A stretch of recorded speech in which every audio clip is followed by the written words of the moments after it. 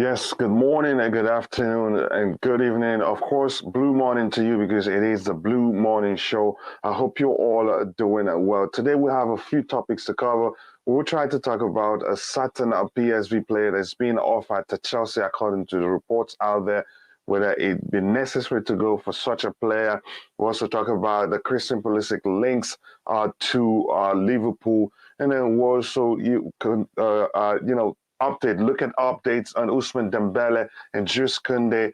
And also, we will try and complete the 2022-2023 potential Chelsea 11 that we started yesterday. So sit back, relax, and let's get into the show.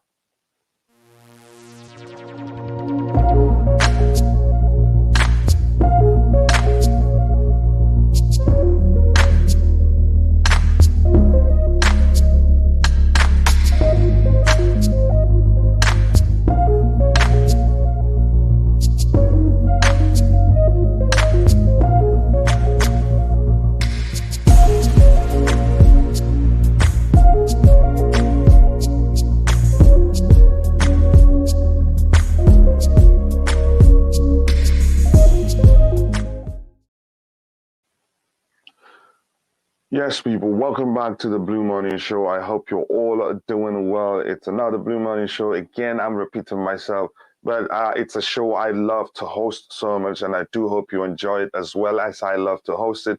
Again, if you're in the chat, do let me know if you can hear me. Again, hopefully we'll have a brilliant show. Yesterday's was, it was on fire. I think you could argue that it was a phantom of many topics who came onto the panel and set the stage on fire, and it was a brilliant show yesterday overall. So let me start by going through the chat and see what we have here. We have Phantom saying he's the first to like. Always try to be the first to like, but today he was the fourth. Still the same thing. I see my brother Fairboy. How are you doing, Fairboy? I hope you're good. And if you haven't, please take some time to go check out Fairboy's YouTube channel and do subscribe to his channel if you haven't. It's called Fair Chelsea Analysis. What a name, and I think you'd enjoy it. Here we have Zod the Beast. I think this is the first time I'm seeing you here, Zod. So if you haven't, please do subscribe to the channel. But more importantly, right now, let's shoot for 200 likes today. Let's shoot for 200 likes today. So if you haven't liked the video, please take a second to like it so that we can reach more people, because the more people we have participating in the show, the more fun it will be. So please take a minute, take a second to like the video before we continue. And I'd really appreciate that. Here we have Hambolu Olugbenga is saying a blue morning to you too, brother. And I think we should start that hashtag to help also promote the show. It makes a brilliant sense for to like. Again, the second time, Phantom, excuse me, let me take a sip of my coffee before I lose my voice. And Matthew Lee Benjamin says, hi guys, hi to you too. I hope you're doing well. And he says, smash that like button. Yes, as you're coming in, please be sure to like the video. Let's shoot for 200 likes today. And if you're a mod, keep reminding anybody that joins us to like the video to help us reach more people. Because the more people we have here, the more the fun of the show will be. And so it's another good day to discuss about our lovely football club, Chelsea FC. I love that from you, Ramsey. Thank you for putting it so lovely that way. It is beautiful indeed. Says driving. Okay, see, when you get a chance to jump in, you're always welcome. You know that already. Big up. Says, oh, elbow cuff. Okay, thank you. I appreciate that. Again, how is, excuse me, how's everybody doing today? I hope we're all good. We'll start by an interesting story. Very, very interesting story indeed. I don't know if you all know anything about this kid. Yeah, you could say not really a kid because he's 23. I think he's 23 right now. His name is Cody Gakpo. He plays for PSV. Again, I think he's their captain actually. And the rumors are that he's being offered to us. And I don't know how really good he is. I just watched a few clips on YouTube, but that's not enough to to be able to tell how good a player is, because the truth is YouTube clips are only showing you beats of some brilliance for the player and not a complete it doesn't show you completely how good the player is, really his deficiencies or areas where he's not good.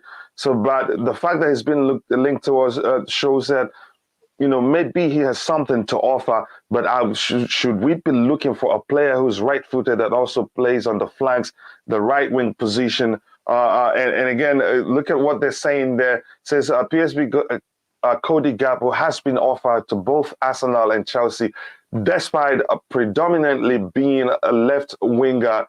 Both clubs have discussed the possibility to use him as a left wing back. PSV wants a no less than 30 million. What I'm seeing here from what my research shows online, I think this is conflicting. I think Cody, I think from what I saw online is, I think he says predominantly right-footed. So I'm not sure what Simon Phillips is reporting here. It could be that what I looked online is wrong, and he is right. So, but I don't trust it, and I don't know him that way. If you're in the channel and if you know him very well, do let me know. When did Simon release that news? I think, let me see when 2022, June 3, a few days ago. It's like 2 days ago or 4 days ago, if you yeah, if you look at it. But again, there are other outlets that has talked about it. But do you know him very well, Matthew Lee Benjamin? Do let me know. It's a player I'm interested to know why we're looking at him, because I don't think that place is necessarily, an area of priority right now, especially the wingers, except if really we're looking at him to use him as a wing back. If that's not the case, I'd say, why are we even looking for him? Because whenever we play three at the back, where the wingers usually fulfill the roles of the that is, the wing backs usually fulfill the roles of the wingers. So no need going for more wingers. Again, it just doesn't make sense. And Ray Allen here says he'd rather go get Kostic. I don't know him too well. Can you tell us more about him? I don't know him so well. Yeah, again, only on FIFA. That is hilarious. Again, most of us are game players do know, these players quite well on FIFA, but in real life don't know them. But I think you could say their ratings on FIFA will be enough to show you what they're able to do, because if you're good in real life, you get some, good rating on FIFA. That's just the truth. I really don't know much about him. I don't know much about him either. I had to do a bit of a research to get to know a little bit about him. From what I saw, clips, again, remember I said clips of videos, there are no guarantee how good of a player the person is in real life. You just see, clips of brilliance from the person, but nobody's showing you where they've made mistakes or where they don't do well. Blue morning to you, Suleiman. Nice to see you again. True. Again, let me see. I think we'll have to move ahead from him. We want to say congratulations to Ethan Ampadu. He is one of us. Again, this highlights how good of a player he is. He is a utility player also. Plus, is capable of fulfilling that, which means he's capable of fulfilling multiple roles for us. He can lead the back line from the central position. He can also play on the right hand side. The game in question here that cemented their place in the 2022 World Cup. He played as a right center back position, and he did well. He didn't do. I would say he didn't put the foot wrong, if you ask me. Again, that shows you what a player he will be for us. I hope Thomas Tuchel paid attention. I think, truly, congratulations to Ethan Ampadu, who will be going to the World Cup. That's another player I don't want us to lose. And let me check and see how long, his contract. I've been a piece since yesterday, since we talked about the case of Billy Gilmore, when I found out that he has just a year left on his contract. That I wasn't happy at all seeing that. So let me check this Ethan Ampadu transfer market. Let me see how long he has on his contract, because that determines, you could argue, whether we will be able to keep the player. Because the truth is, if you're not going to offer them game time, and they have a few years left on their contract. They leave the club on a free. I think with Ethan, you can say we're still a bit safe because this contract expires in 2024, June 2024. But that's just you could argue 2 years. So we should start talking. Talking to him right now and not waste time to make sure we're securing his future with us. And also, I think he warrants to be included in our squad next season. First, like I've argued, he's a utility player. Plus, he's good enough. He can play in the defense. He can fulfill the defensive midfield role. He can fulfill the right centre back role. He can also lead the three at the back. He can lead that is from the middle and lead comfortably. If you want to see how good he is, check out his video. Clips of how well he did against. That was when he was on loan at what German club exactly, I don't remember, but he pocketed the Tottenham attackers. He didn't allow them do anything on that day. That's to show you how good the kid is, and I do hope we keep him. I'm hopeful we do, but 2024 is not far away. We should try to get him to extend his contract with us, but I think before he does that, he really would want to get confirmation that he's going to be part of the squad. If not, and he's going to get game time. If not, I don't think he stays. And there will not be shortage of suitors for him because people know what a talent he is. But that's, by the way, for Ethan Ampadu. Again, congratulations to him. I wish him the very best during the World Cup. Adam Patrick says, hi, mate, get a Sangare for CDM.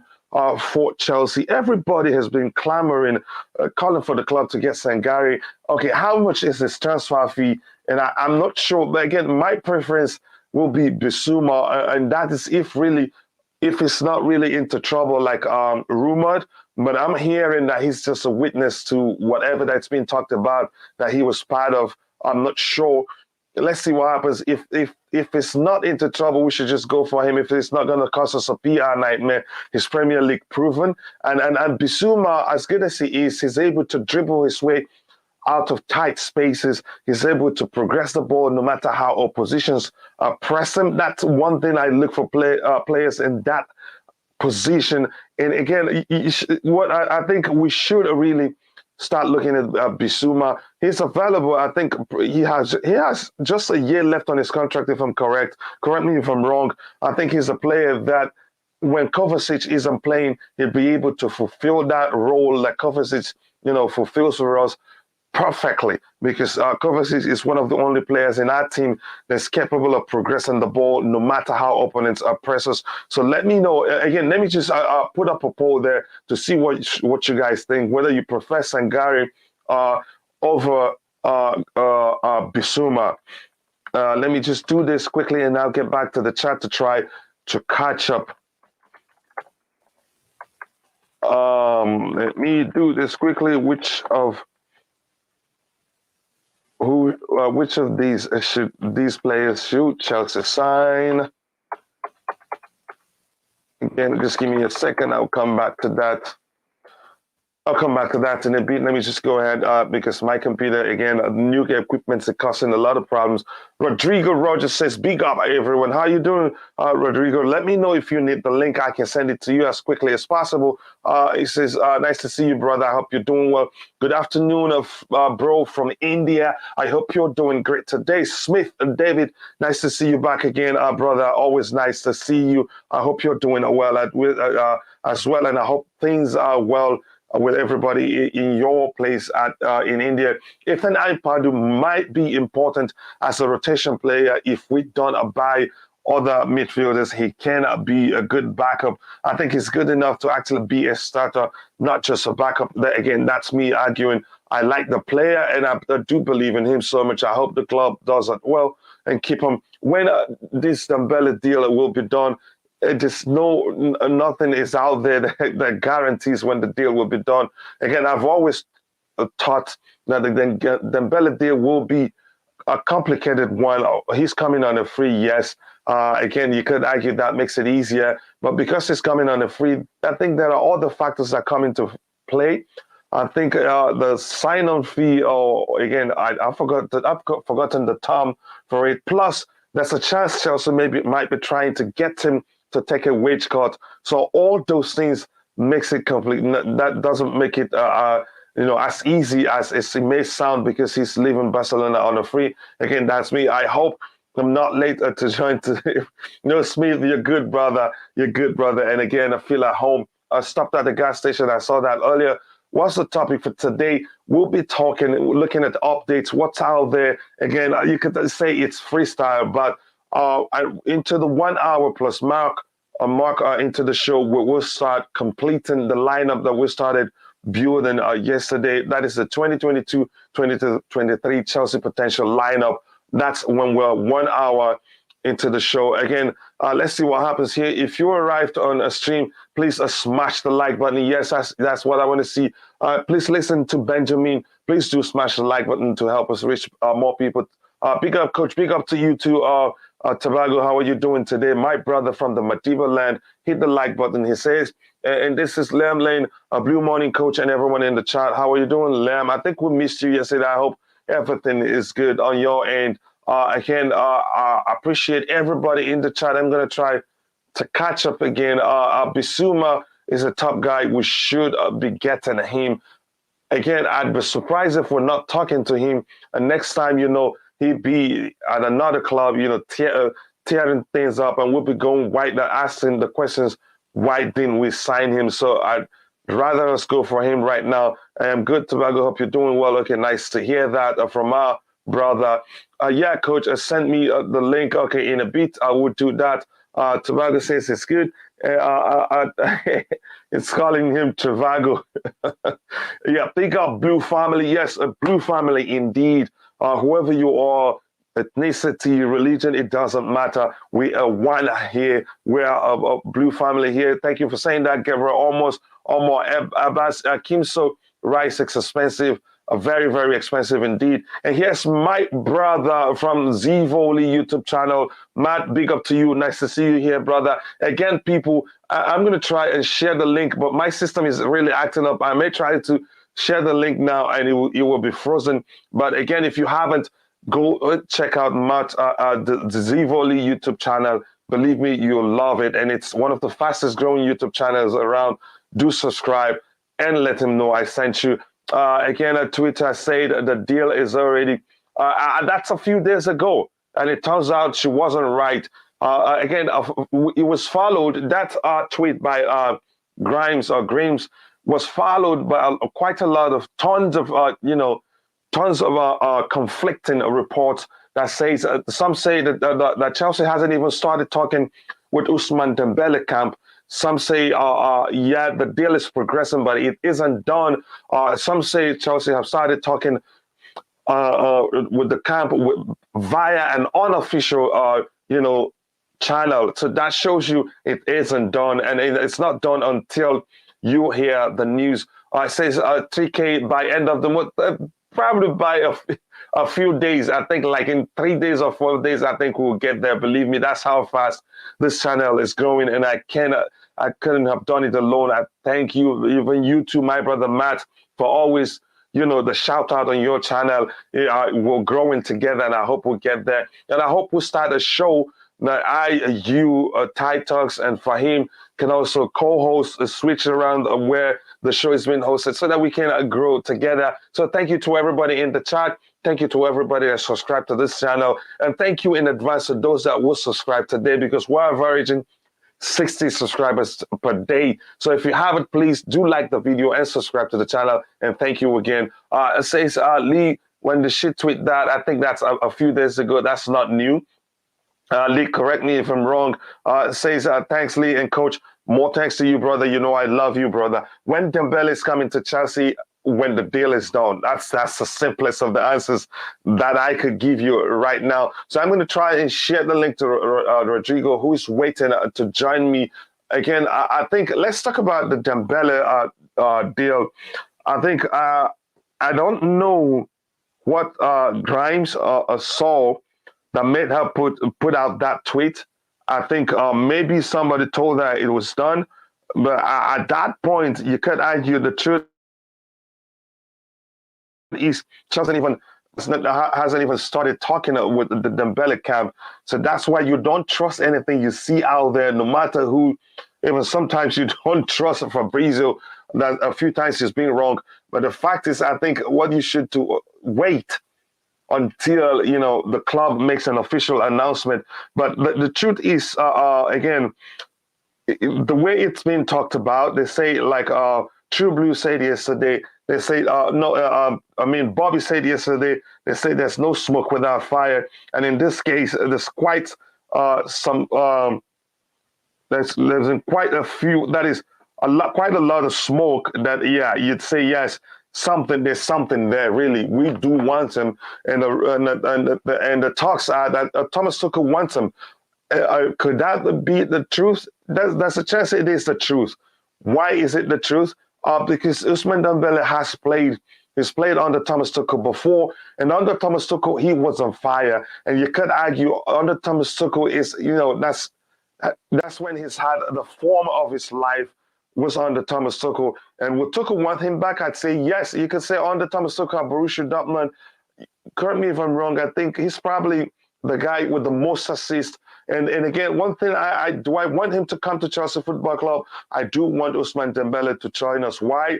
Because he never shies away, from taking on his man. He's not. But all the wingers we have right now, I think most of them, in most cases, takes the easy way out, which is to pass the ball backwards or sideways. But that's not Ousmane Dembele. He takes his man on, bump down the flanks, and then put on a delicious cross for his attackers, to get on at the end of it and put away chances. Again, that's why some people are arguing maybe bringing in Ousmane Dembele may well be a good thing for Romelu Lukaku. And I argued I don't think Dembele will help Romelu Lukaku. For obvious reasons, Lukaku at this point wants to leave the club, and staying won't be good for him. I want to say welcome to the panel to my brother Rodrigo. Before I go back, catch up with chat and bring him in. How are you doing, brother? I'm good. Yeah, I'm good. Just been busy for the few days over the weekend. But yeah, so it's good listening to Chelsea news, and especially now with the transfer. So there's a lot of things going on. I know a lot of Chelsea fans are impatient. We are football fans. We are very impatient.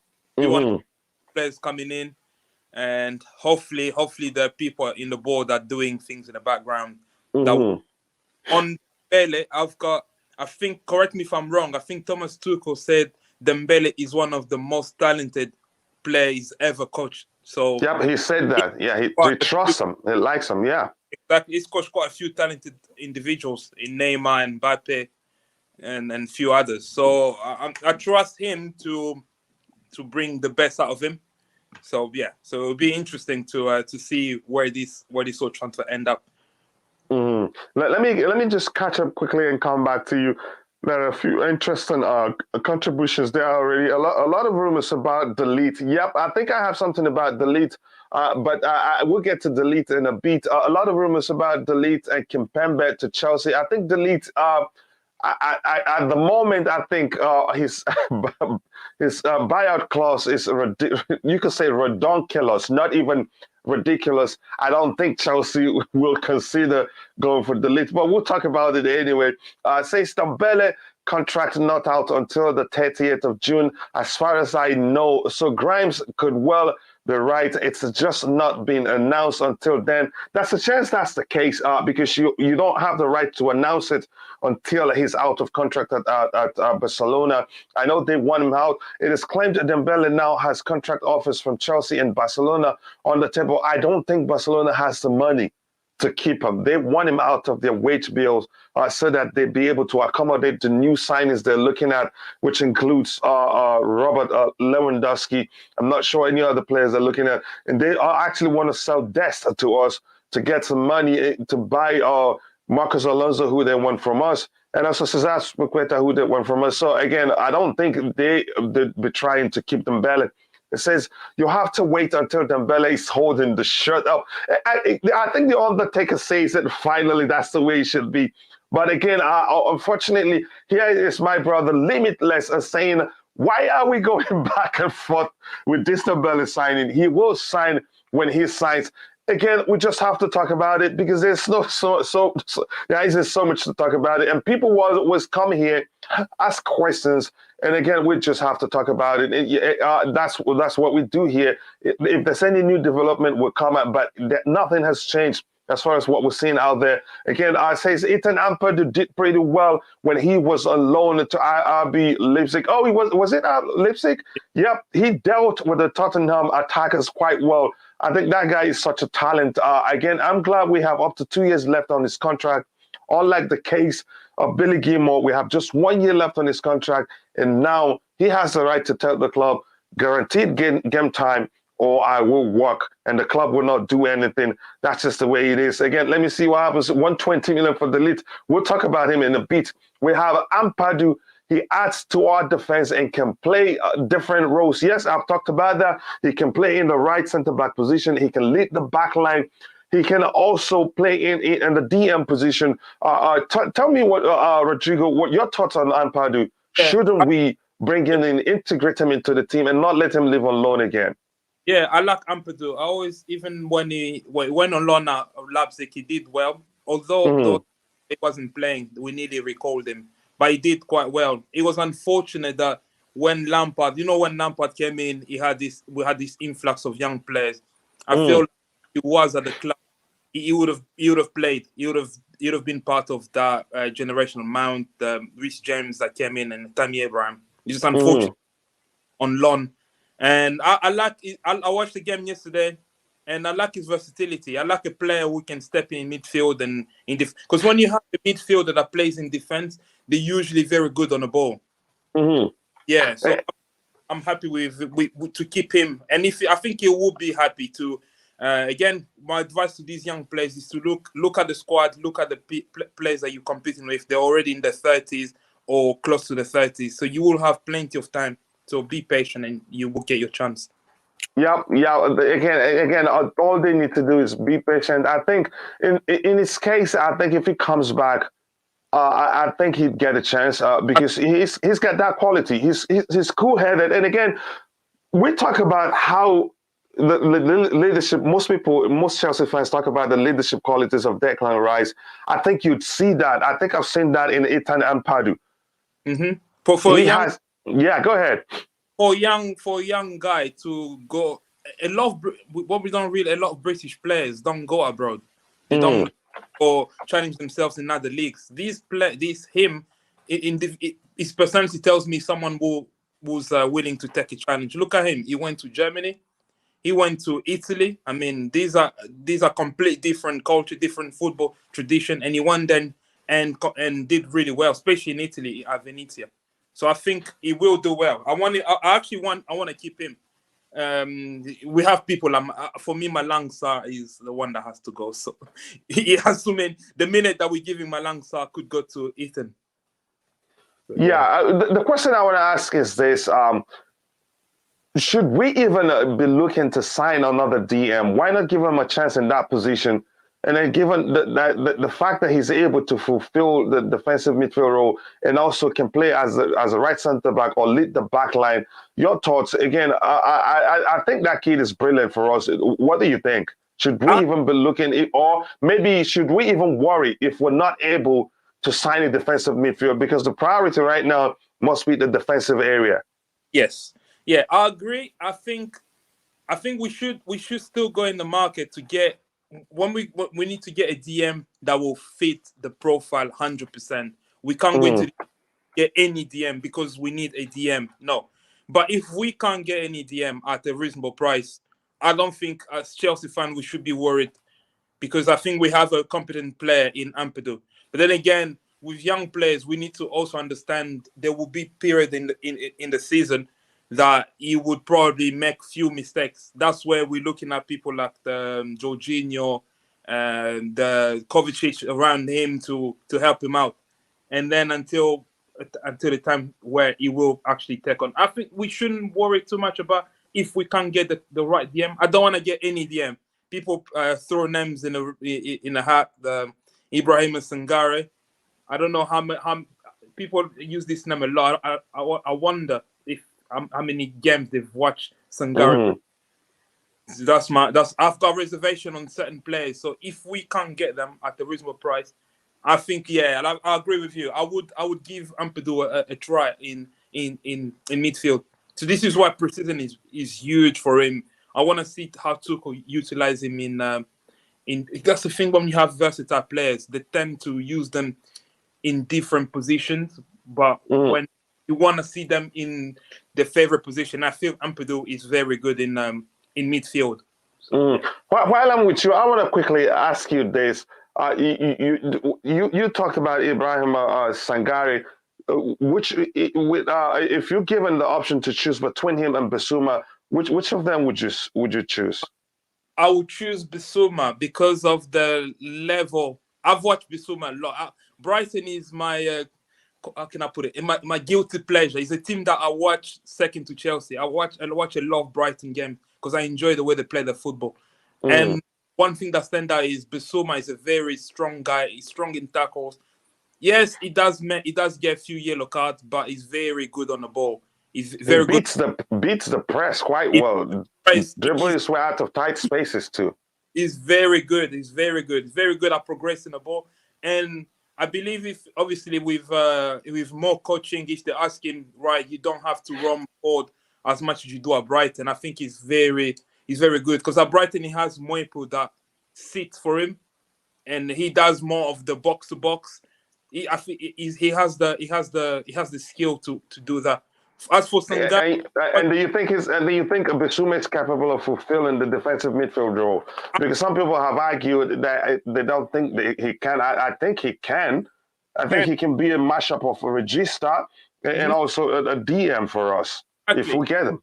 Exactly, especially because we play with two midfielders. They're not necessarily sitting and box to box. They're mostly people that are able to do both up and down the pitch. I think he will do that. I think with Bissouma, I see him as a long-term replacement for N'Golo Kante.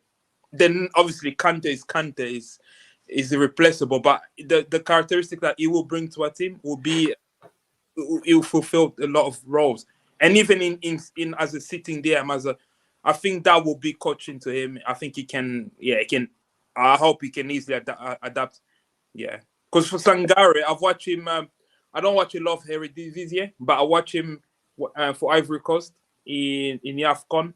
I was very impressed. I was impressed with his physicality. He's a very imposing midfielder, and then he's got a knife for a goal as well. But it's hard to judge the level of Eredivisie. We've seen people like Donny van de Beek that played at a very good level at Ajax coming to the league and struggle. Again, we could argue it's probably the formation. He was playing at United, even at Everton. It's the level of the league that I'm worried about. But in terms of his physical appearance, his physical prowess in midfield, you can tell he's a very solid guy. He's a strong guy. Yeah, do you think? I think I wouldn't call it legal issues at the moment. The issue he's had that. Some arguing that I don't think he is not the perpetrator. He's not the suspect. He's just a witness. Do you think that would be a problem, even if because the rumors were that we're looking at him really? Yeah. Do you think that would be an issue, or you don't think so? It will always be an issue when you go to a bigger club. There's certain at Brighton, maybe the emphasis is not as big, but when it comes to Chelsea, we have to make sure he is indeed he was just a witness. He wasn't involved in any of the thing that he's been accused for or we hear in the media. Because when you come to Chelsea, especially at Chelsea, the media will hunt you. The media will find little things in your past to bring it to light, and it's not going to be pretty.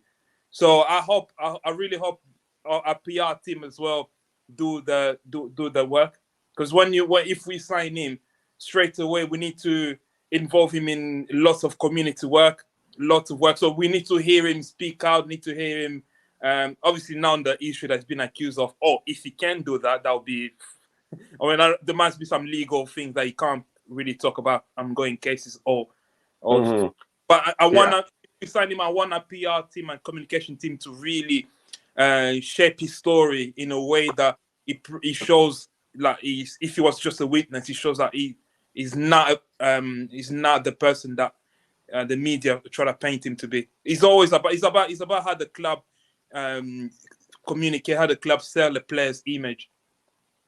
Yeah. Let me quickly catch up with what the people in the chat have said about Ampadu. Then we can move on from his end and talk about delete.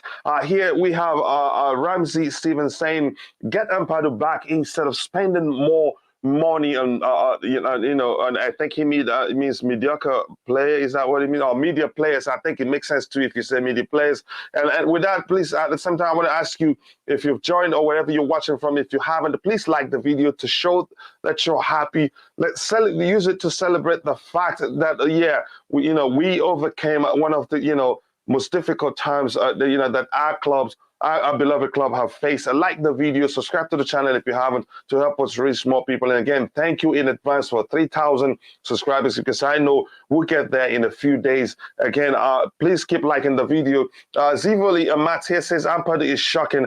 People who watch Venezia told me he cannot make a straight passes. Again, I wouldn't judge him with his time at Venezia. Judge him with his time, when he was on loan at Leipzig, how well he did there and how well he's done for his country. Again, his case is no different from the case of Billy Gilmore. It depends on the team where he's played with. A tree cannot make a forest. He remains a good player. Now, I wouldn't judge him with that. I remember we said the same thing about Chalobah last season when others said we don't need a Kounde. We got Chalobah while we desperately need Kounde. So are you saying, Matt, I love you, but I want you to explain. Are you saying that Chalobah hasn't done well? You let me know. I want to find out. Again, we seem to forget Kounde also is young. And did you see the mistake that's been talking about he made the other day? He will make mistakes too. We have to go for proven defenders, not an average player who didn't stand out in a team which got relegated in a bad league. I totally disagree with you there, brother. You know I love you, but this time I don't agree with you. Ethan Ampadu is not an average player. I think he's a very, very good player. If we give all these players a chance, are we going to be patient with them? That's a good question also, but I don't think we're talking about giving all of them a chance. At least Ampadu deserves a chance. That doesn't mean he gets to start every game. But again, you just give him the opportunity to gradually learn how the manager wants the game played and be integrated into the team. He doesn't necessarily have to be starting games. That's what we're talking about here. But I get your point.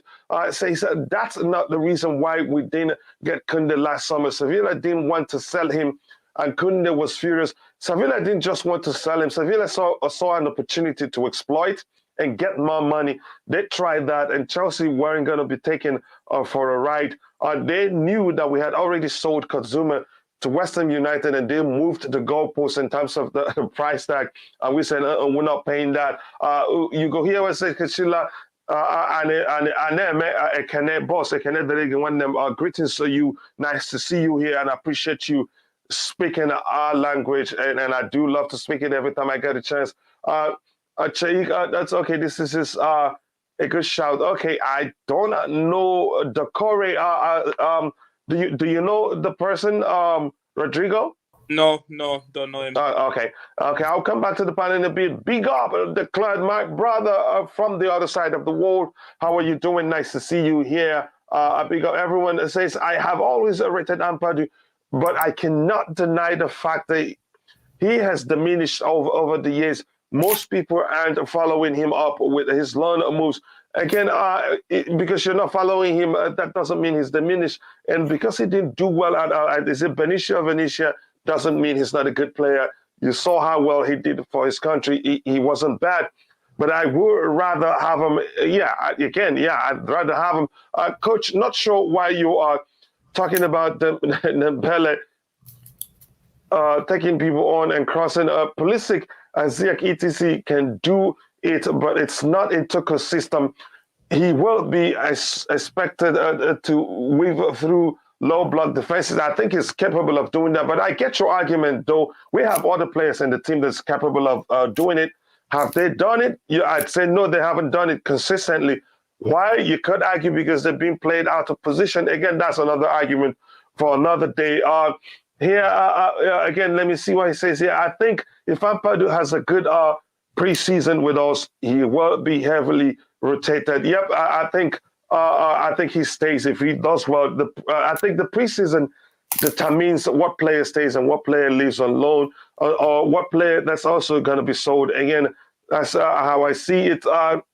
I'll gladly take some Dembele over Ziyech, a two-legged player versus left-footed. Nicely saying, though, again, I get your argument, but I'll keep Ziyech for obvious reasons. I think you could argue he's one of the most creative players we have at the club at this moment. Why people are calling for him to be sold is what I just cannot explain. But I think even Ziyech himself would want to leave, given the way Tuchel has treated him. Again, that's me. I heard that Lewandowski rejecting Chelsea offers this morning. If it is true, then I'm fine with it, bro. Lewa's goal to join Barca. He's going to join Barca. I believe we can work our team around Broja and Havertz this season. Again, you could argue that. And Lewandowski is bent on joining Barcelona, and he's even willing to wait for them.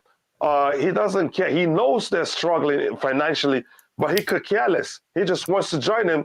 And Phantom, please stop making me hungry. That's not fair. I just have to let you know. You giving me a thumbs up. Okay. No, enjoy, bro. Again, let me see. I think I'm going to skip quite a few comments here just to get to the bottom of it all. And then I'll try to catch up. As it says, Reece James also made a mistake again. Yeah, and see what people are saying about Reece James for that mistake. Ampadu is a good rotational player, says Kim. So you could argue that. And then if he does well enough, he may well be starting games as more games as he wants to. Get Koulibaly, there's a chance we'll still get him because we need an experienced head to lead us, to lead the back line if we're playing a back three. Van der Beek barely played on the naughty Norwegian boss driver. Don't settle. Ten Hag will get him going. That's for sure. That's for sure. It's a player he knows very well. I think Ampadu is decent, but but is he ready? I think he's ready.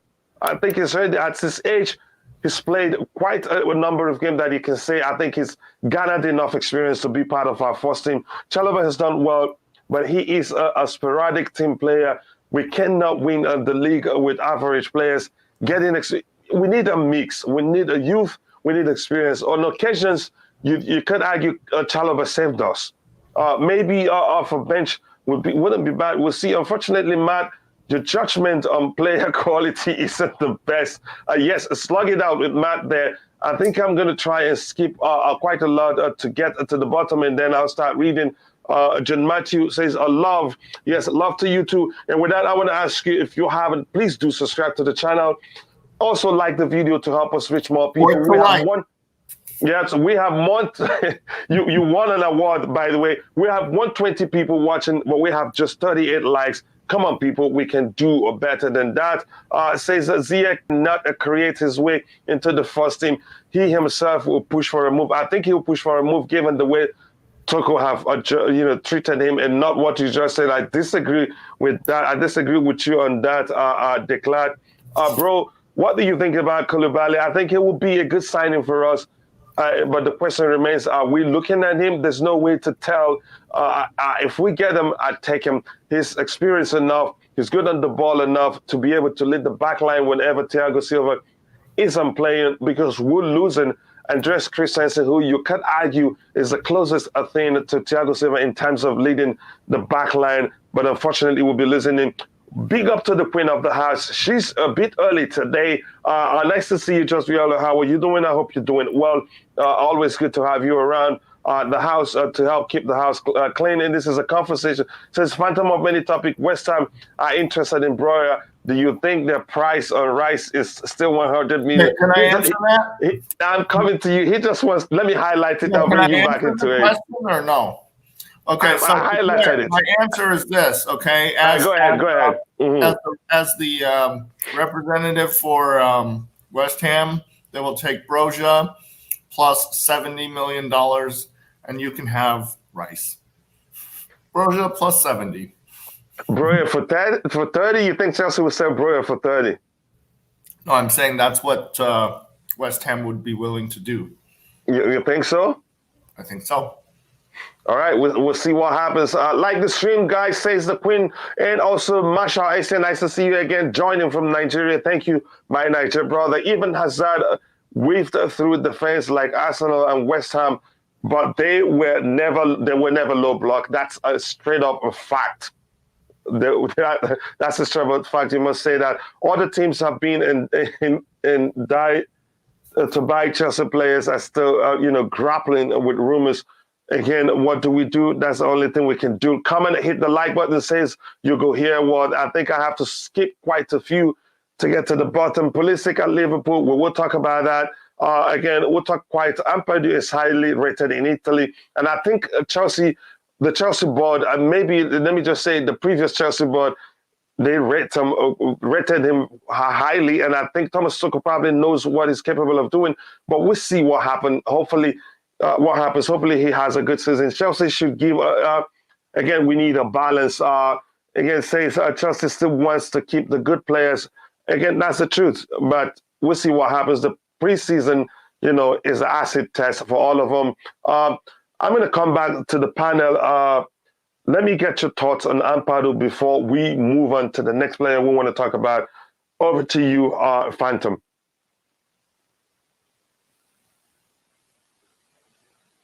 You're on mute. West Ham is still going to want a valuation of $100 million, but you can substitute players for a lowering of the price. So you're going to rate Broja at about 30 million and ask for 70. Now, okay, you're talking about Broja.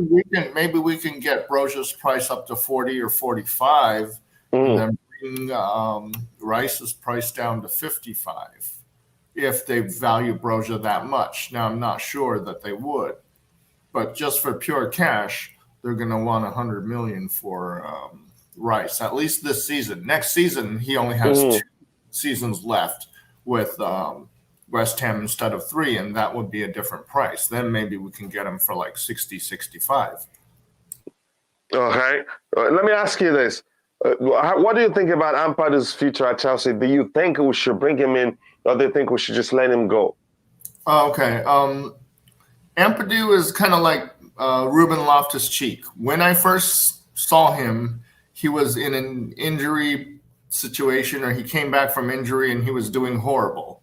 So whatever greatness Ampadu was, that was before my time. And just like Ruben Loftus-Cheek, I just saw this broken down player, so I have no, he doesn't wow me. But then again, I was wrong on Ruben Loftus-Cheek, because Ruben Loftus-Cheek is definitely better than I thought he was. So maybe Ampadu's worth a shot. I don't know. But okay, you don't know him that well to speak for him. Well, what I'm saying is I haven't been a Chelsea fan that long to have seen him do these wonderful things. When I became a Chelsea fan, he was already injured and, not doing these wonderful things that everybody's talking about. So, but no, I'd rather keep Broja over getting Rice. I mean, I want Broja to be the next big striker, like Drogba. So that's what I'm hoping Broja's going to be. So no, I'm not going to trade Broja for Rice. I don't really value Rice that much. I don't care about his Chelsea past. I don't care about his friendship with Mount. Those are just sentimental things. I mean, is he really that great? I don't think so. Yeah, and thank you for kindly saying that. Okay, the Queen of the house says she wants Broja to stay at Chelsea. I do want him to stay. But here's what I want us to quickly talk about. I'm going to come to you, Rodrigo. Given how, first let's start by saying this. Would you say Broja is a traditional striker, or do you think he's a complete player? He's more like a hybrid? Yeah. First of all, I want to address something. When we throw players with cash to get another player, that deal is very difficult, because it depends on the player himself agreeing to be part of the deal. That's why you never hear these sort of deals work in football, because it hardly does, and so on. Yeah. Anyway, so as for your question, I think, bro, when I watch him for Southampton, he could be your traditional number 9, just a guy occupying the 2 centre back. But I think his game relies more on running in behind. He's very good presser because Southampton play a very high pressing game, and he's always part of the press. You can see the press always start with him, and I think he will. He's not like a Lukaku. He's not like a Lukaku, a guy that will just occupy the 2 centre back. Sometimes doesn't press hard enough. But Broja is a worker. He's a guy that put his head down and he works for the team. Do you think he gets involved in the play? That's enough to say he's a hybrid striker. Yeah, he needs to work on his link-up play. I think his link-up play need more work. I see a lot of times. Sometimes he misplaces the passes or he doesn't connect the passes properly. Sometimes he off. But one thing that you will get from Broja is he will press the 2 centre backs or whatever formation the opposition are playing. He will press them. He is a very, very good at that. Yeah. Yeah. In terms of pressing, it's a plus for him under Thomas Tuchel. But if he's struggling in terms of link-up play, like you said, then he has a problem because I don't think he will make a good Thomas Tuchel number 9. Your thoughts on that? Because you have to consider those factors before you say bring a Broja back. Because look at if he doesn't, because one of Tammy Abraham's bigger problems is link-up play. He's not the worst at it. He's not the best at it. Yeah, you understand that. So if Broja falls into that category, then he'd have an issue adapting. That is I don't think Thomas Tuchel will want to keep him. Yeah, probably that may have been the reason why he let him leave alone in the first place. Yeah. And the kid himself will look at it. I think it's True Blue that's was also talked about it someday. Say the kid will look at how Abraham was treated, how Olivier Giroud was let go, and the story so far with Romelu Lukaku, and say he'd be better off going somewhere. And that reason may have been the reason his family are looking for him to find another club. Yeah, exactly. I want your thoughts on that. Yeah, I think he's he needs to work on his link-up play. He needs to work on little things like that. I think when I watch him play, I don't see, maybe he's strong on his feet. He doesn't fall over a lot like Abraham did, but I don't think he's better than Tammy when it comes to that. He has a good eye for a goal, but no. The only thing I will hope is a West London boy. He's not far from where I live. He's from an area that's maybe 3 miles away from me. So hopefully he has that Chelsea love and passion that he wants to work for the club, and he want to stay and improve under Tuchel. I would keep Broja for games where as an impact sub, you bring him on a 60th minute. He comes in, he's young, he's got energy, he runs around, create more problem. But I don't know if he's good enough for us to rely on him for the season. Him starting game in, game out. I see the game. I don't know if other people have seen him play and they probably have different view on him. But from me, when I watch him play, I see a player that struggle, that doesn't have the. It's not a Giroud type of play. He doesn't know how to link up properly. He usually plays with Che Adams. The link up is not. It's not refined. It's not to my liking. Put it bluntly like that. He says, I think the most likely transfer is Gabriel Jesus to Arsenal. I think that's the truth. Yeah. Sorry, you were saying something? I'll take Gabriel Jesus to Chelsea. I'll take him, but it doesn't look like we're looking at him. Yeah. It doesn't look like we're looking at him. I'm gonna. You want to add anything, Phantom, before I bring in the Fairboy? Fairboy, by the way, welcome to the panel. How are you doing, brother?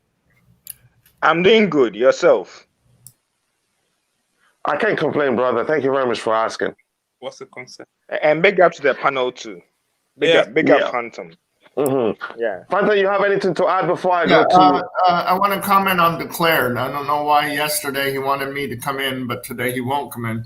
I don't know why. But anyways.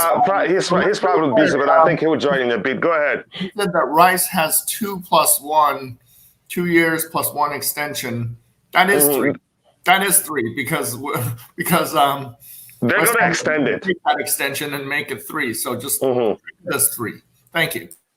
Yeah, so that compounds the whole thing. Actually, it's still not simple yet. Fairboy, you can comment. Let us know what you think about how Broja plays, and if you think he fit in well with Thomas Tuchel's style of play, preferred approach to the game.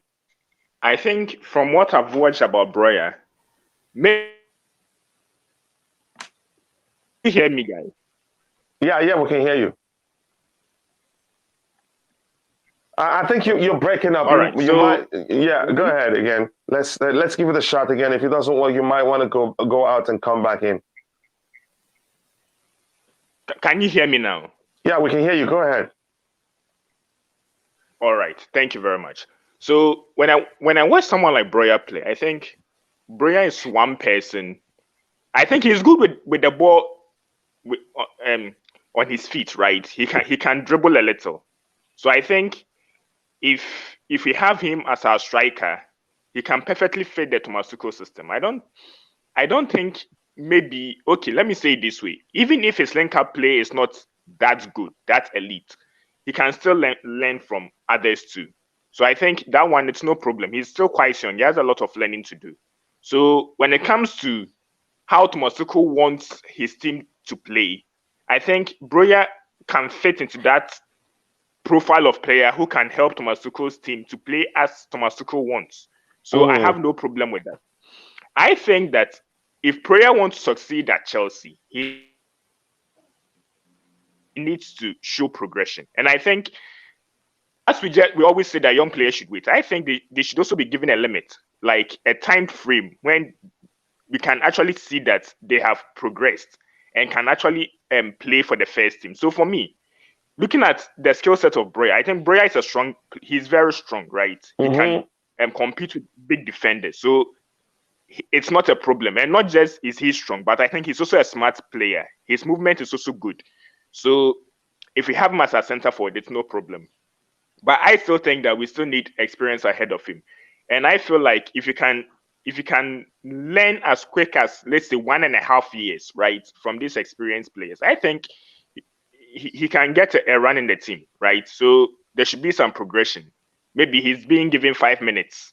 Then when he shows that he's capable of playing more minutes, we increase the time. We increase the time until we can finally say that we can actually rely on him. So I think when it comes to his skill set, he is good for us. I don't think he's that average when it comes to I think his link-up play is decent. It's not elite, but he has a lot of polishing to do. He's quite young. So for that aspect of his game, it will take time. We need to be patient with him. He will come good there. Well, it remains to be seen how patient we will be with him. And also, you must also, when you say be patient with him, and how patient is he going to be with you two? Because there's no shortage of suitors for him already. Even Arsenal, I'm hearing, wants some. So if we risk trying to send him, it depends on how long he has on his contract too. But I think he signed a new contract before he went on loan. So probably there's plenty of time to see what happens. But he's a player I hope we'll keep. Go ahead. You wanted to say something? Were you saying something, Fairboy? I think, Coachiila, I think there are two options. There are two options for him. It's either he waits, right? He stays at the club. He shows a little bit of patience and learn from the others so that he can become better as quick as possible. Or he can leave our club, go somewhere else for minutes, then learn from his mistakes. I think learning from your mistakes will take time to make you better. Okay, so he can choose any of the two. But for me, for the betterment of his progression and his growth as a player, I feel like if he stays and learn, it will be quicker. Okay, it will be quicker. He will learn. He will have consistency as quicker as possible, and he'll be much more better than maybe giving that game time to play all the time, and he has to make mistakes before he learns or recover from them. So I think that if he rather stays and learn, it will benefit him. But if he also decides that I want more game time, he wants to commit more mistakes and learn from them and delay his progress as a player to grow, then I think that he can also do that. He can also choose that option. So can I add one more thing? What for him to stay only it depends obviously on if Lukaku stays. If Lukaku goes, then for him staying makes sense. He will get his game time. If Lukaku stays, it'll be difficult for him to stay and improve, learn all that. He can only learn so much in training, because playing real football is completely different. Mm-hmm. Match atmosphere is different. Altogether. If Lukaku stays, it'll be difficult for him to stay, and then we get Dembele. It's difficult for him to get a position. And Lukaku's not the type of player. How he showed me, I don't think he's the type of player to take a young guy like Broja and teach him the rope and stuff. Now I don't trust Lukaku with that. Yeah, I do. I agree with you. Yeah, go ahead. I just wanted to catch up with the chat, but go ahead. Of course, I agree with the point. As the more games you play, the better you get. Sorry, the better you get. Mm-hmm. But I think that I keep saying, I'm not saying that he cannot play or start regular. I'm saying that if he wants to learn as quick as possible, he would need others who are much more experienced than him. So, of course, he gets the game time, but he needs someone who would mentor him, someone in his position who can mentor him to become a better player. That's what, for me, I'm saying, right? But if he wants to be the main guy, it means that he's going to commit more mistakes before he learns from them, okay? So, for me, I want him to go the faster route, okay? Learn from someone who is better than you. Then, hopefully, at the end of, let's say, a year and a half or maybe a year, you can actually perhaps command more minutes, knowing that a lot of your mistakes are much more smoothened out or polished. Then you can command a starting role in the team. Yeah, I think that's another argument there. Let me try and catch up with the chat, and I'll come back. We'll switch to talking about the delete. Triple here says, I was talking to staff who has friends in Amsterdam. He used to go to Ajax often. If Chelsea were not playing before emigrating, the young doesn't want Manchester United. Some players, including Ziyech, fell out with Ten Hag. And that's the last part of this comment puts my assumption that Ziyech may well want to join Manchester United because Ten Hag is there, except if they've settled their differences. I'm not sure. Number 9, Curse, again, I think it's a mentality thing. If you ask me, there's a chance. I don't know. I don't believe in curses, but I don't know. Again, we're having attacking woes. He could help a lot also. He's played in the Premier League. He could help. The question remains, how much game time will he get? With Thomas Tuchel, is he bringing him in because he likes to play with that type of number 9 or just because he needs to make up the number? Again, sometimes the problem with Chelsea is a selfishness. You know, we should have, again, if you look at things, there are certain players you could argue we should have let them go. But because we're selfish, we feel like, we're just going to keep, I don't know how else to phrase it. If we're going to, twat his development in any way, or dwarf his development if you prefer, why bring him back? Just let him go. Add buyback clause like we do to other players. And then if we feel like we need him in the future, we can bring him back. We're lucky he still have quite a number of years left on his contract. But as you know, I don't know. Again, we really do have problems with attackers at Chelsea. We do, and it didn't start today. And we haven't solved that. That's why I'd argue let's try, hybrid strikers like the Force 9 thing and see how well we do with that. But again, that's me. And I think that's what actually Tuchel prefers. Again, we have 52 people watching. We have 131 people watching, while we have just 52 likes. I think we can do better than that. If you haven't liked the video, please take a second to like the video and also subscribe to the channel to help us grow and reach 3,000 as soon as possible. Here, let me see where Jeffrey says here, sorry again, my screen starts the nonsense again, but I'm beginning to understand the pattern here. I think I know what causes this. Just like the others, I would love Ampadu to be loaned to an elite English club. It will be good for his development, not clubs who are relegated. But he has just 2 years left on his contract, and I think he has the upper hand in terms of negotiating with the club. So let's see what happens. Good morning, Chelsea Perspective. Good morning to you too, Sutra. Nice to see you here. Broja is not a bad player, but again, it's not time to experiment. He's still young. Loan him out to get more playing time to develop. Again, I'd prefer that, but would he be patient enough? I think he'd be asking to leave the club. That may well be the case because there are no shortage of suitors for him. That's usually the case. He's not new in the scene. If you ask me, a lot of Premier League clubs have seen him. Southampton wants him. Other clubs, even Arsenal, are looking to see if they can get him. So you must. What do you think? Chelsea successfully recruited Dembele? No, not yet. Nothing is done yet until you see him holding the shirt. That's what I'd advise you. Wait for that. If you see that, then we'll sign him. Broja is a beast. It reminds me of Diego Costa, though he still needs some development. But he is gone. I was hoping you continue with that positively as you started, and then you changed your tone. I had to run.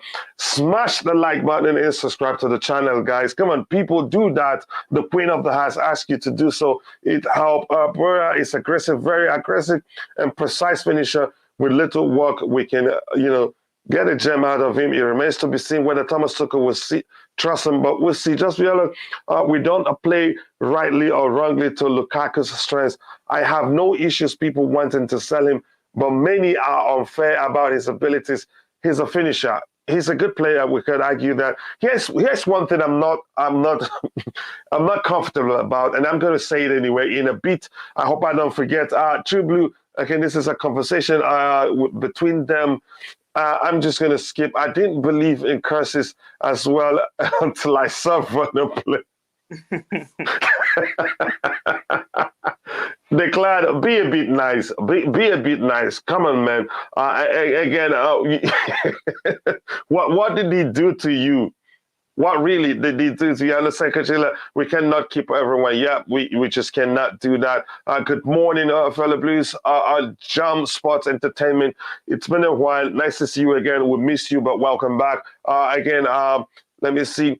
If you don't keep Broja and sell him, we will be crying over him after. Yeah, we will be crying. But do you trust Thomas Tuchel to play, to bring out the best out of him? Because you could argue he's a traditional number 9. Maybe hasn't learned to be a hybrid number 9. I don't know. It says Broja is good. He will not instantly start firing. Time needs. And how patient is he going to be with you too? Yes, smash that like button, people. Let's shoot for 100 likes. The question I want to ask the panelists is, Fanta, let me start with you. You've heard Chelsea fans saying, sell Lukaku, sell Lukaku. Oh, I don't want him to stay at the club. Please just let him go. If he wants to go, let him go. And then until Tottenham comes calling. I'm coming. Let me finish. Until Conte comes calling, and then you hear the Chelsea fans saying, no, don't sell him. Don't sell him to them. Does it matter? We argued, most Chelsea fans argued, he cannot do anything in the Premier League. Why are you afraid of selling him to Tottenham? That's the question. I'm not afraid to sell him to Tottenham. I would want Sung Min Hyun in exchange. Good luck. Yeah, good luck. Yeah, but I would take Dele Alli in exchange, I guess. I don't want Dele either. Dele is still on loan at Everton. Oh, okay. Oh, probably he goes back. He goes back now because the season is over. He was on loan at Everton. I'm not sure I'm more afraid of Lampard poaching us, poaching our players, whispering in, people's ears that all the young players that played under him, come play with me, don't resign, blah, blah, just like Gilmore or whatever. Mm-hmm. I'd like to just sell Gilmore to Everton now instead of lose him on a free after this year. Mm-hmm. Here's the thing. I think from what you just said, I think there's a chance Gilmore will be reluctant to sign another contract because Lampard trusted him, and he has just a year left on his contract. He may well be looking at joining Everton. He's Lampard's nephew. He's definitely going to join Everton.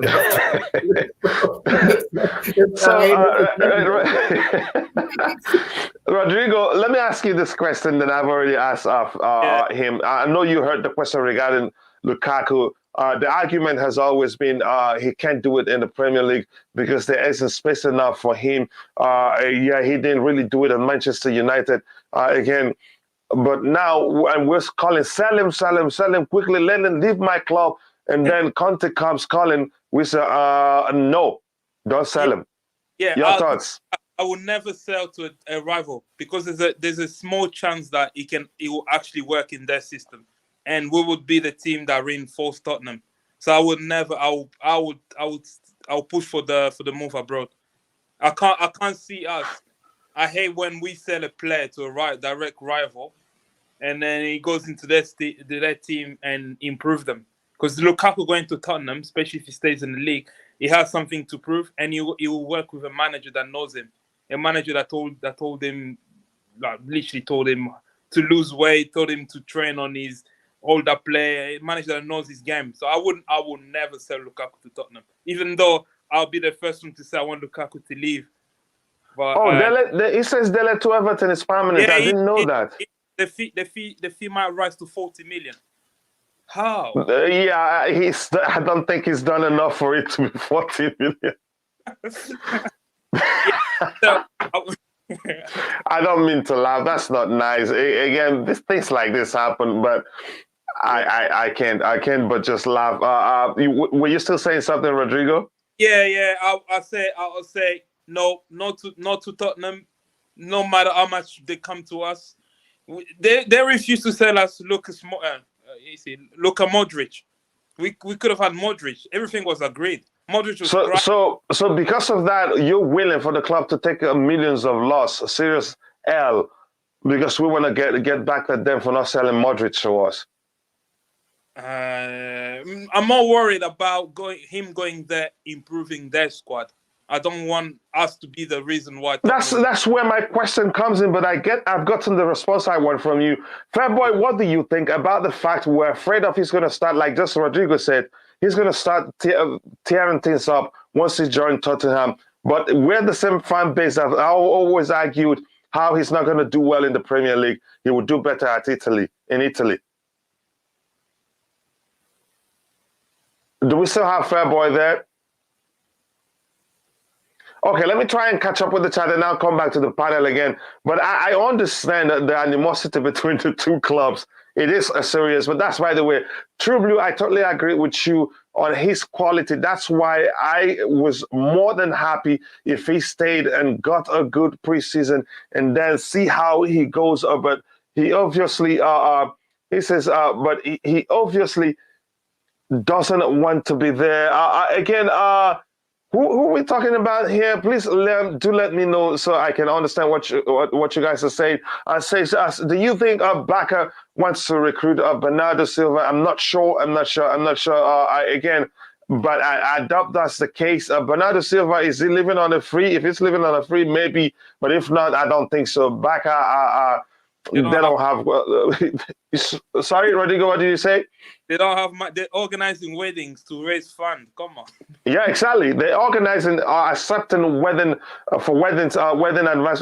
to be held, wedding receptions to be held at their arena, so to get more money. That's how broke they are, and they're even asking players to take 50% cut or so. I'm not sure the correct number, but that's, by the way, Ampadu is still not yet matured. Okay, that's another argument. True Blue says, just Viola KDB demanded his starts. Yep, that's people seem to forget that, but always blaming Mourinho for his departure. CFC did him a favor by loaning him to Germany, expecting him to return. He refused. Salah went to Italy, and our great DOF sold him. Yeah, I know who you're referring to. I think you said that in the chat before. Barca cannot afford to win anymore. Yep, they simply cannot afford. Son is the ideal player for Spurs. Will never allow. Again, they're not going to listen to you, even if you give them. Who at Chelsea will you give them for them to accept? I don't think there's any player they take from you. I said take Son. If Tottenham come in with 97 million, I'd sell him. Good luck, Levy, giving you that much money for Lukaku. Odwa Baka will sell De Jong and Des. Yep, you mentioned that before because they're looking to get some money to sign more players again. Because I'm the only person here that's a chance I speak. I will skip quite a lot of comments, and if I skip your comments, apologies. Let me see. Coach Lukaku. Yeah, call me that name. Again, today my network is back. I totally understand, bro. That happens. Dumfries is a better option for Bagwin. I don't want neither players at Chelsea. And Tripoli, can you tell me why you called me Coach Lukaku? I really do want to know. Now let's get into this one. If you want to start, let's start Phantom. He says Chelsea have been monitoring Juventus defender matches delete for months. He is currently negotiating a contract renewal, but will only pen a new deal if his 120 million release clause is lowered. That's to show you how much if you want to buy him right now, how much you were gonna pay. This man has become a lot more attractive in the past 2 months. Ask me why. Tell me why. Tell me why. Because his agent died. Oh, was his agent? What's his name again? The proper agent? Mino Raiola. Raiola. Yeah, he died. Okay. Because if you sign a Raiola client, there's all sorts of baggage that comes along with it. But now that his agent is dead, I might go for this guy. I might do it. Yeah, I might do it. And before I come to you, Rodrigo, I want to ask quickly, True Blue, you haven't told me whether you are for Chelsea selling Lukaku to Tottenham or not. I want to get your thought. Even you, Liam, you tell me what you think. And quickly, let me catch up here. It says, I'm saying if we want Lukaku, we take Kane. Yeah, good luck. I've said that before to you. They wouldn't sell Dumfries. They played different positions. Yep, good to talk about that. How we could do a swap deal for Kimmich from Munich.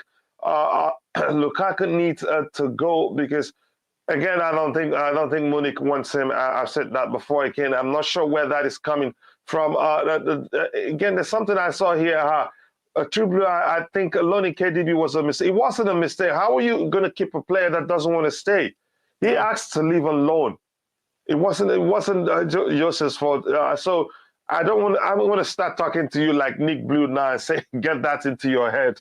But I'm just kidding anyway. Now the Dutch centre back Juventus is not stable in positioning. I don't rate him. I rate him quite well. You must understand. He's actually the one carrying the two older players that he's played with. But Rodrigo, you can come in. Let me know what you think. I think this is a no-go area for us, given the price tag. For me, it's a no-go. He's too expensive. The only defender I'll take from Italy is Koulibaly. Experience, he'll provide exactly what we need. This guy is way too expensive. We are 120 million can get us two good centre backs. Yeah, can get us a Ben Mee. Actually, it's free now from Burnley. I'm joking. Or Tarkowski. Yeah, I would. Or even Kilman. Yeah, Max Kilman. Exactly. I think the price is too much, and I don't know. The few times I watched Juve, I saw him struggling. Yeah, I saw him struggling. I don't know. He hasn't lived to the same height as when he was Ajax. Why do you think he struggled at Juve? Maybe I don't know. Maybe he just didn't fit the league. Maybe Juve were relying too much on those two old guys. But then again, they've been phasing those two old guys out. Again, go ahead. Compared to him, the gap is too big. Chiellini's or Bonucci, the gap was too big so that you can see a big drop when he comes in. It was meant to be that guy, but I don't think he lived up to the expectation. Even for the Dutch team, I don't think I see Van Dijk playing. I don't know. I don't think he played when they played recently. Was he Germany? Or... No, Belgium. Sorry, Belgium. I don't think he started in that game. Yeah. But how about the argument that he's the one carrying the two other players in terms of covering up for their lack of pace and everything? How about that argument? Because again, I think he's a fine player, and the way he's able to lead at his age, I think fair enough. We should be looking at him, but not at that price. No, not the for me. Is really, I like what I saw at Ajax. I think he has he will suit our system. He's a bit like maybe he's a bit like a Christensen, maybe a bit better than Christensen, maybe at least Ajax. But the price is ridiculous. If they can get that lowered, but nah, it's too much. Yeah, let's again. Let's go for Salisu again. This is Fairboy also promoting his Ghanaian brother. Let's go for Salisu, very good left back. Fairboy, let me remind you. I think we still have one of your brothers on our book. What's his name? Baba Rahman. And he's still on. Yeah, he didn't play against Belgium. That Ike, Van Dijk, and Timber. Yeah. Oh, okay. So Fairboy again. But with that, I want to ask you guys, please go check out the Fair Chelsea Analysis. That is Fairboy's YouTube channel. I think he's good at what he does. I urge you to go check out his channel. And we have good morning to my Chelsea family. How are you doing? Banks, I think from Jamaica, my Jamaican brother. Nice to see you here. With that, I want to ask everybody that's watching, please let us know where you're watching from. It's always joy to hear how many people were able to reach. Big up to my brother, CFC for him. Nice to see you here. And if you haven't, go check out CFC for him's YouTube channel. He's approaching 1,000 subscribers, and I know we can help him get there as soon as possible. There, Coachiila and Phantom, pay attention. CONT wants a front three of Son, Lukaku, Kane. We end up getting Son. I know that. I didn't say we're getting that. I never said we're going to get Son or Kane. And I said that 1,000 times on this panel. Dear True Blue, pay attention. I have never at any time said on this panel that we're going to get Son or Kane. Selling him to Spurs is a mistake. There you go. Now you're talking, but I never said we're going to get anybody in return. Whenever Phantom said that or anybody said, I said, it's good luck. It's a mistake. Didn't call you Lukaku coach. It's answered your question. You're looking for a fight here, but I'm just kidding anyway. I think good comment. I like reading your comments, by the way. But I get what you're saying. But I never said we try and get anybody from them. It's never going to happen anyway. And I think I missed something Declan said about Lukaku exercises his player power at Spurs. Let's see what happens. We should go for Bremer. How well, anybody on the panel, how well do you know Bremer, Rodrigo? No, never heard of him. Okay, tell us more about him. And how many players have we signed? None at this point. And again, just keep your ears open. If anything happens, you will hear. Let me see if there's anything else we want to talk about. I'm 16-year-old. In my 16 year of being a Blue, Lukaku is the only Chelsea player I hate. I think hate is a strong word. Maybe say you don't like, and probably because he hasn't done as well as you expect. Hate is really strong, brother. Koulibaly would adjust better in this team. I think he would do well. He's experienced enough to lead the back line for us. Do I think he'd lead it as comfortably as Thiago Silva does? I don't think so. They're two different kinds of players. Baba Rahman should be off our books. Okay, talk to Fairboy. That's his agent there. Salusi is a better baller than Baba Rahman. Again, I get your argument. Try your best to sell your brothers to us. That's fine. Representing Ghana. Yeah, indeed, he is. Fairboy is representing Ghana, and I don't blame him. I've seen Nigerians come here also suggesting that Chelsea go for Ndidi or what's his name? The Napoli boy, Osimhen. Chelsea support since 1994. The only original Chelsea supporter from Kenya. Oh, nice to see. Pellegrini Luigi. I like your name, though. Your name sounds like South American, but thank you. Welcome to the channel. And with that, I want to say we have 69 likes, and I know we can do better than that because we have 131 people watching. So if you haven't, please like the video. The more you like the video, the more people we can reach. And also do subscribe to the channel to help us reach 3K subscribers as soon as possible. we are 2,595 subscribers, just 5 subscribers away to reaching 2,600. So in a few days, we'll be hitting 3,000 subscribers. Watching from Namibia, thank you very much. Speedy Basin or Basin, please let me know how if I pronounce your name correctly. I do not mean to butcher your name if I pronounce it wrongly. But again, welcome to the channel. Feel at home. We're family here, all about Chelsea. We love each other and respect each other. Again, my brother still arguing. Okay, Salisu is a good player, to be honest. Okay. Oh, now I know the Salisu you're talking about. He plays in the Premier League for what club again? Southampton. He's a centre back. Yeah, he's good. He's good, actually. He's good, really. So, fair boy, you good shout there. Let me know what you think about him, Rodrigo. Yeah, I don't know about Salisu. I don't know. He's a strong tackler. I don't know if he's good. He's good on the ball. I don't see it. It reminds me of like a Zuma, I think. But he's aggressive. He's aggressive, like Zuma. Aggressive. He can tackle, but can he distribute as well as the centre backs that we have? No, I don't think so. Can that be coached? Can you coach someone to be good on the ball? At a certain age, I don't think you can.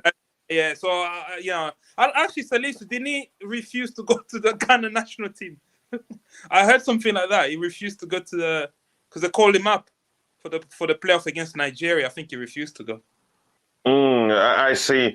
So now let me just catch up so we can switch to the next topic before we start building the remaining, filling up the remaining spaces in the lineup we're building. I say they hate Marcos Alonso, says Perugini, my brother from Kenya. They hate Marcos Alonso more than Lukaku. Hating Lukaku is an understatement. I think you could argue that.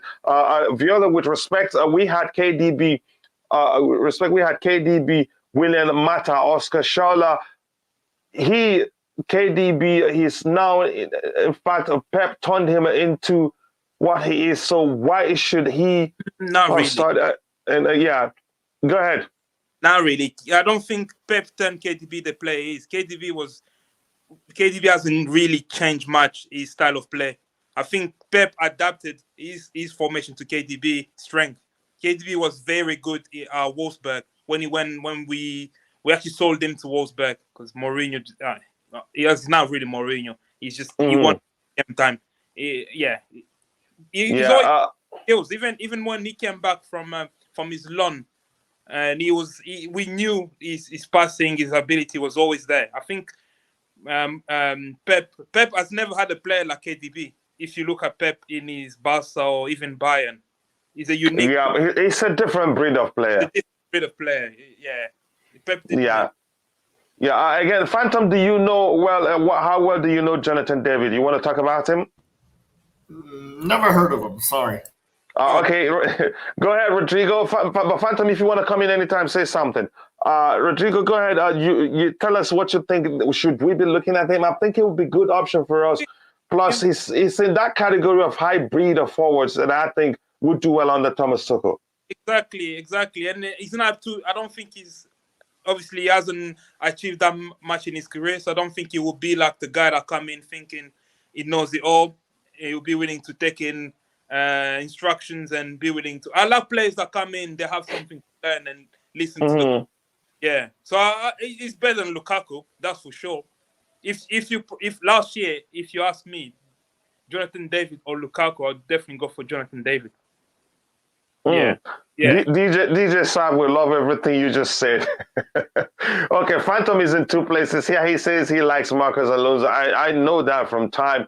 Again, I think what Chelsea players don't like him for is his inability in most cases, I think he's often been found wanting in terms of defending after he bumps forward again. He should be possibly looked at as a striker. My God, I think he'd do well. He's such a fight. He has that sweet left foot. I think you can't take that away from him. He has some good strikes in him too. Smash the like button to get a signing announcement quicker, people. And that's my brother, again, my brother Mikhail saying that always good to have you around, brother. I know how busy you are, so I appreciate it whenever you find time to join. So thank you again. This is Fairboy arguing. He is good on the ball. His ball distribution is quite elite. I think I'd like to have you. He's talking about what's his name again? Salisu. Yeah, I think it's something you should come and talk about on your own. I think we'll have to look at them on another day. You wanted to say something, Rodrigo? No, I was surprised he said he put the word elite in. He's good, he's not elite. He is his brother. Why would you blame him? Phantom, what do you think if you're trying to sell a product, you make him look so good? Okay, I just want to comment on True Blue's comment here. I am True Blue's very first subscriber ever. His very first subscriber, because I went to True Blue's page and I saw he had 0 subscribers, and I hit that subscribe button. So I'm number 1. So he shouldn't even be saying thank you to you and not fighting you. He says, Coach, Coach, the swap part. Go ahead. He does a lot of commenting in the panel, but I mean in the chat. But I would love to hear him come on the panel so we could talk to him at some point. Yeah, he says, Coach, the swap. Okay, I've read that already. Chu, so the fight is with you. Why are we not talking? I think that's why we talked about him. I just didn't highlight your comment. I did already. I just had to go back. Charlotte was so underrated. I think since Charlotte, I don't think we've had another player at Chelsea who is as cool as ice in front of goal. Rodrigo, tell me if I'm lying, please. If Charlotte would fit nicely in our team right now. Yeah, he would have under Thomas Tuchel, right? Really, it's literally a two-color. If he is to come in our team, he will fit in really nicely. Only thing with Shella, I think he had mental issues. That's why he actually retired from football. He apparently hates the sport now. That was later on, but he was okay when he was with us. Yeah, I think I don't know. I think he fell out with Mourinho after. No. He probably didn't get as much game time as he would have wanted, so that was why he had to leave. Yeah, but he was as cold as ice. Yeah, in front of goal. Remember the goal against Burnley? What the was that one? The delicious pass from Fabregas. What? Woo! Even the goal at City. Mm-hmm. He was coming up well. Mm-hmm. In big. Yeah, I loved him. I loved him at Chelsea, but I don't know what happened, and I don't want to go into it. Thank you, Glenn, for bringing that up. Salisu is a ball-playing defender. I think we have to look at him. I think, but I'm suspecting Omar is also a brother from Ghana here, joining the fight to make sure Chelsea sign his brother. But that aside, Salisu is indeed a good player. But again, do I think he's the best option for us right now? I don't think so. But if Chelsea brings him in, I'd support him because he's good enough. He's aggressive enough to play on that left-hand side because we need somebody we need a mix of aggression. We need a cool-headedness. And we need a mix of everything because if like from the issue with Manchester United this past season was that they're all ball-playing defenders, even with Varane, Maguire, Lindelof, they're all ball-playing defenders, but they don't have the proper mix. Are they good defenders that much? No, you'd say. I'd argue no. So, but at Chelsea, the reason why we're different is that we have a mix of aggression, which is Rudiger, cool-headedness with this Thiago Silva, and then the speed on the right-hand side is often, Trevor Chalobah, or sometimes Reece James. But again, we need a perfect balance there. No matter who we go for, we must be sure to have aggression in that defensive line. If not, we'll lose what Rudiger has always provided for us in that area. If Chelsea players could learn how to poke the ball like Liverpool, is it pokey? I mean, like Liverpool and Barcelona on a pass, on a free kick, on a penalty kick, and on a finish, then our tiki-taka will be consistent. Again, Salisu average 78 pass accuracy, so you shouldn't say he's elite. If that's it, it's not. It's good enough, but again, but you could say there are players who's done better, but you shouldn't say he's elite with that. He's good. He's really good. I'm going to say that. I'm True Blue, the first subscriber. I'm going to make it a second soon. Kimpembe is Tuchel man. he would do well in a back three. Again, it remains to be seen how many years he has on his contract at PSG. Again, this is I'm surprised. Salisu is quite young as well. Okay, I thought maybe you're joining the campaign to say bring him at Chelsea. It wouldn't be bad either. I think it wouldn't be a good signing he wouldn't be a bad signing for us if we get him again.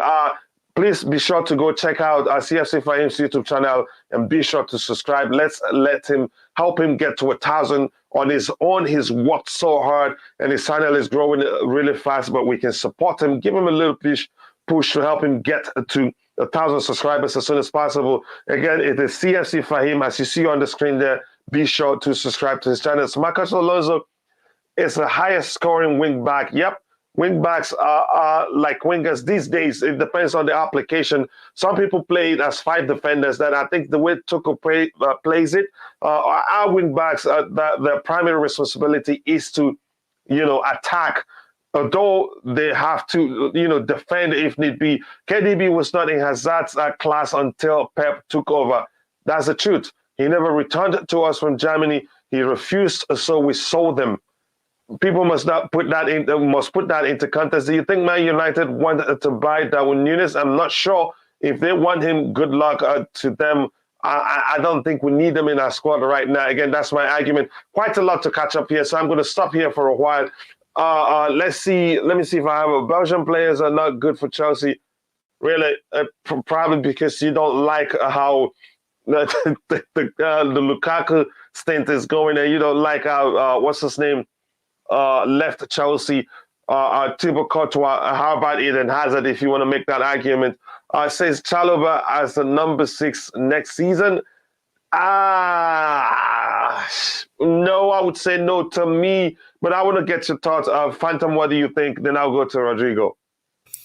I like Chalobah where he is. Go get another 6. Go out and shop for one. Yeah, he's not a 6 for me. I don't think he'd be able to execute that role quite well for us. Your thoughts, Rodrigo? Yeah, exactly. I agree with you. Yeah, I keep him where he is. He's a good right centre back. Yeah, not a 6 for me. Yeah, I'm going to read this comment because I think it makes sense. Alonso never gave up when he had to adapt, being benched for months by Lampard and still came back and gave us, and gave us all. Again, I think he did quite well for us. David is one of the many players who can replace Lukaku and who will fit into the way Thomas Tuchel likes to play. Where did I miss Choma? Oh, Nedalo, I nearly didn't see you. Did I miss any of your messages? Things are going well. Nice to see you here. I hope you're doing well. You're probably on your way to work as usual, but always nice to see you. And I appreciate you finding time to see us. And the queen of Choma is actually one of the queens of the house. And the other queen says hello to her. Again, nice to see. Alonso is too lanky and lacks a balance. Then play him as a forward. Spain, he's at Spain International and they trust him. But they play, I don't know if they play 4 at the back. I think that's what they play mainly. And he does well there. The argument about Alonso being slow isn't really his speed. You hate, or I think most people hate his defending. There are other Chelsea players who are slow too. Quite a lot of them there. Jorginho is slow, quite slow. You can feel what you like. You can say what you like about Alonso. If you take away all his goals, we will be far worse. That's another delicious comment there, and I like that. What's your view on Patson Daka? Because I think he's a talent. We should grab him before he gets too expensive. And he's already expensive. Leicester aren't stupid. Yeah. They're not stupid, and they just signed him. And you want to go take him? Good luck to you. If we say Pulisic again, I think let's just move on to the Pulisic story. And I'm going to skip quite a few things here to move to the very bottom. Smash like button is, yep, thank you very much. Let me move to the very story at the very, very bottom. I'm Ghanaian. I knew, brother. Welcome to the channel, but nice to see you here. Crazy Boya says hi. Hi to you too, Boya. With that, I want to ask us, please, we have 82 likes, so we're just how many away? 18 away to reach 100 likes. We can get there right now. If you take a second, just smash the like button and also subscribe to the channel if you haven't. I can see the numbers going up. Please keep liking the video and keep subscribing if you're enjoying the show. And the poll we had out to Chelsea, should Ampadu be part of the squad next season? 60% says yes and 40 says no. So we can say yes. The consensus is that they want him to be part of the squad next season. Says we appreciate what Alonso did for us, but he must go. His reaction is too slow. He leaves us vulnerable at the back. Spain is only using him because they don't have many choices. That may well be the argument. Collins Ampong, hello guys, hello to you too. So I'm going to come back to the panel. Let's move to the story of Captain America. Phantom, I know you're well acquainted with everything that's going on. So tell us what you think on his link I think that to Liverpool. We say to Liverpool, sure, we'll give you Christian Pulisic. You give us Mane, you give us Mane, and we give you Pulisic. Space swap. You like this, right? They're happening in football, bro. Mane. It's not that simple. It's not that simple. Why not? Because Mane leaves. I think Mane will leave on a free by the end of the season. Is that right? Or let me check. Yes, he's on his final. Next year. Yeah, next year. So why? Let's do the swap. Let's start with. Let me ask you this in the first place. Do you think there's a chance he joins Liverpool? I would throw in a Hudson-Odoi on top of Christian Pulisic. Yeah, I do think there's a chance, but Mane has to be involved for it to be worth it for the Chelsea side. For the Chelsea side to be worth it, we get Mane. They get Christian Pulisic. Maybe we can let them poach another player, like I don't know, Hudson-Odoi or somebody. Okay, here's the thing. Before I go to Rodrigo, I want to let you know this. The truth is, will Mane be good under Thomas Tuchel? I think yes. But will that happen? I'd say no. I don't see that happening. I don't see him because we're arch rivals. We're Liverpool's arch rivals. Although we're not we're a London club and they're a Merseyside club. Again, I don't see that exchange happening. Rodrigo, coming to you, but let me ask you this, Phantom. Let me ask you this again. Do you see that happening again? I don't see him going to Liverpool unless we get Mane. No, what if Mane goes to Bayern, we get Dembele? Do you see that happening? You know what? I really, really, really don't want Dembele. I'd rather go get Aubameyang rather than Dembele. Yeah. Rodrigo, tell me your thoughts. What do you think about Pulisic being linked to Liverpool? Again, one of those players. Again, it's the same idea when you asked me about Lukaku. I'm never ever sell a player to a direct rival, especially a player like Pulisic. You can see he will fit in at Liverpool. He's like giving Liverpool more ammunition. He's not for sale unless they come with a crazy price. Even then, I'll have to consider. Pulisic is crazy. I was reading another chat as well on other channels. You hear Chelsea fans are really pushing this. Yeah, Pulisic needs to be sold. Look, this is crazy. You guys. It is crazy indeed. It is crazy indeed. Of all teams, I'm not selling him there. Remember Ferguson when they asked him about Ronaldo? So I'm not selling a virus to Madrid. I'm not selling Pulisic. Yeah, commercially, it doesn't make sense for us to sell him. He's a very good commercial asset to have in the team. I know football is not just it's also about commercial side. It's a very good asset to have. So I would never sell him there. And even on the pitch, I think Pulisic, he hasn't been consistent enough. I agree, but he has moments where given time, Pulisic will. Don't forget, he's only 23 years old. He's a young guy. He's still learning about his game, still learning about how to better use his body. He's about 18 months younger than Werner. That's it. He's young. Because maybe it's the price tag that he came with, but I think Pulisic still has areas to improve. He still has a lot to learn, and he's still a valuable asset.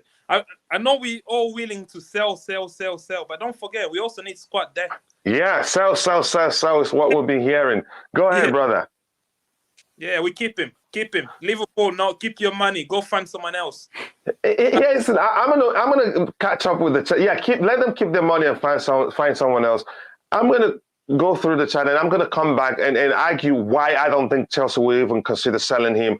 Now, Jeffrey Duncan, you don't. Okay, this is just them talking. Dominic Calvert-Lewin, I think he can be a good striker if Chelsea sign him. I don't think so. I don't rate him that highly. Is he good? He's good, but I don't think he's as good as a player. It's not good enough for Chelsea. That's my argument. Odoi should stay. I think he stays too. I don't think Chelsea are going to sell him. Mane is off to Real Madrid. Again, there's a chance he may well not leave. That's a chance Liverpool will decide to keep him because his contract expires. Let me look at what it expires in 2023 June. So he has 1 year left on his contract. So there's a chance he stays. It says except if Liverpool has seen that he may well not renew his contract, they're going to try and sell him now.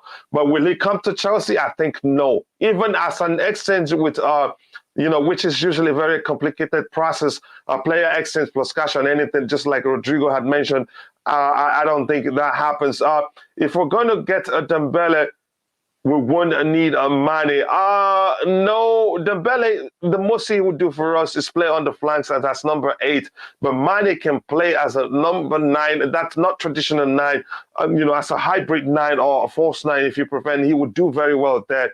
Again, that's my argument. Pellegrini buying. Okay, we cannot sell Pulisic and Hudson-Odoi. They're both young and promising, but I really want a Mane. How possible is it to get Mane? I surely do not know. Quite a lot of comments here to catch up with. So I'm just going to try to remember what happened the last time we signed a Liverpool player. I think she's just really talking about Fernando Torres.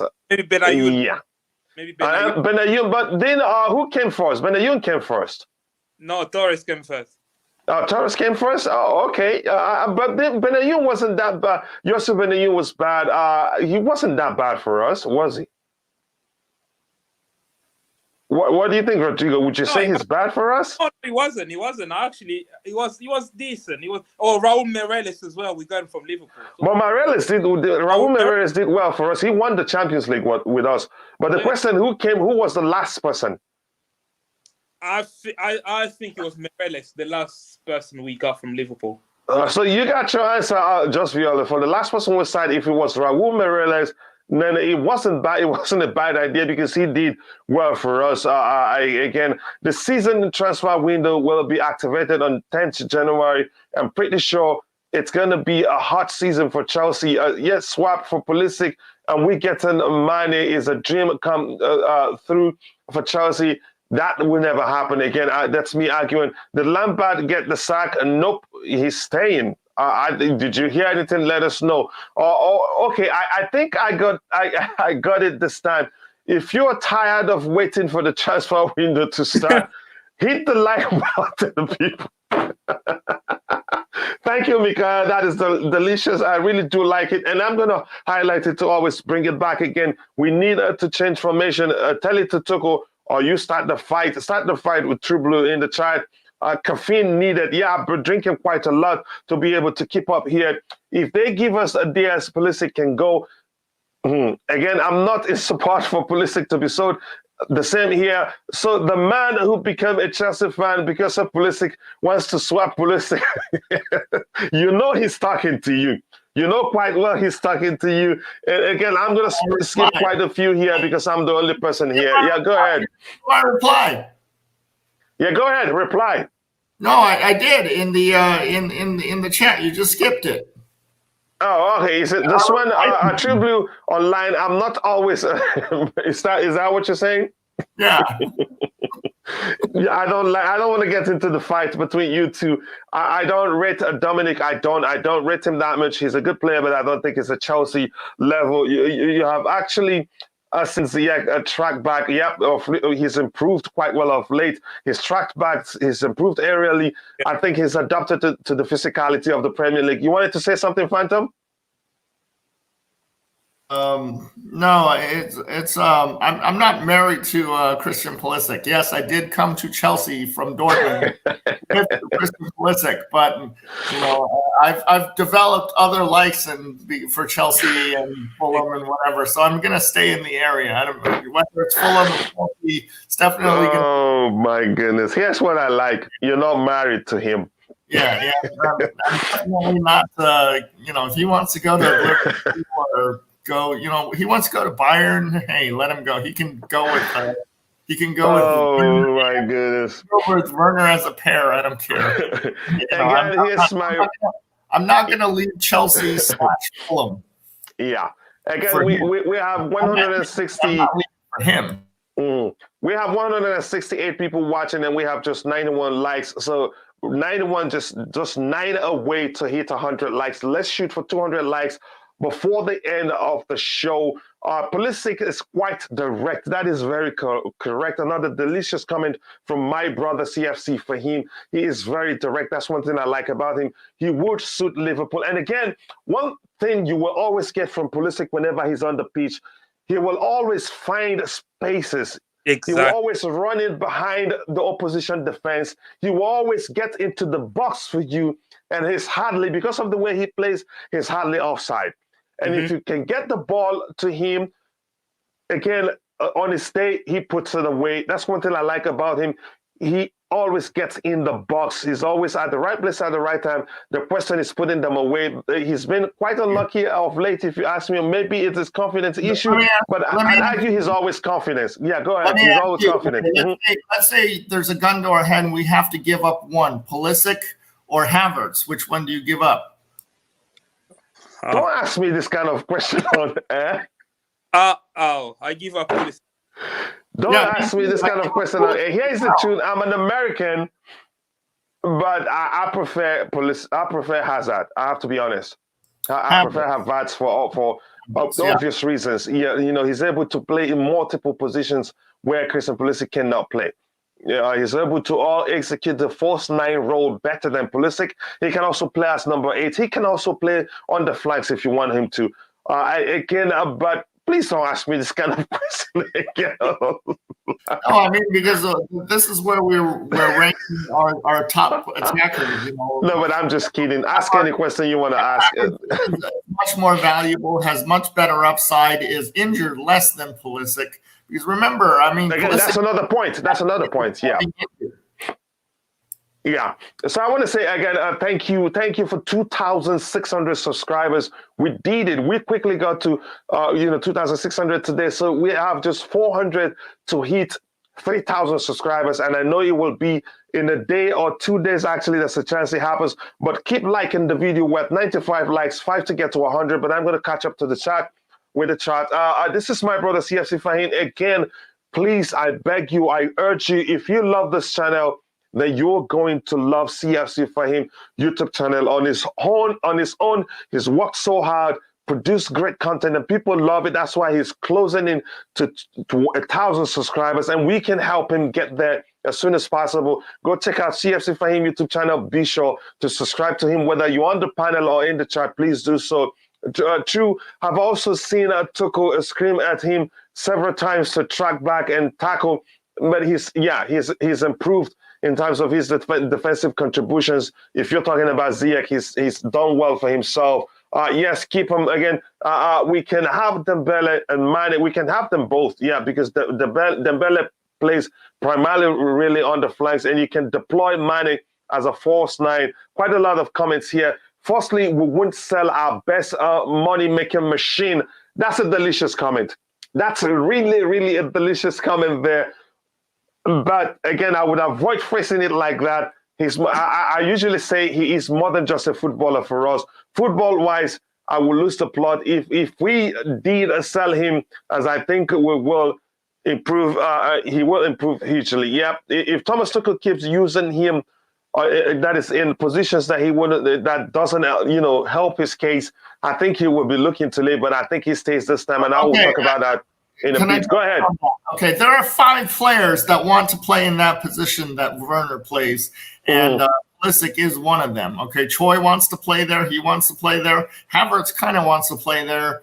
Ziyech is on the other side, but there was someone else who wants to play there too. So there are 5 players who wants to play in that position. So you ask, why is Tuchel not playing people in their natural position? Well, it's because everybody wants to play in Werner's position. Was that a question? No, that was a statement. Yeah. I agree with you. So quickly, let me catch up again. I was talking about Torres, okay? And he says, I think I've realized what's slowing down my screen. Every time I'm trying to check how many people are watching, the video affects my memory. So maybe something else I have plugged into the computer is causing the problem. I was talking about Torres, okay? Penultimate player from Liverpool. Be nice there. Again, that's by the way, but I get your point. Again, June 2022 transfer window starts. Okay, yep. Again, Pulisic should not be sold. Werner and Odoi needs to go.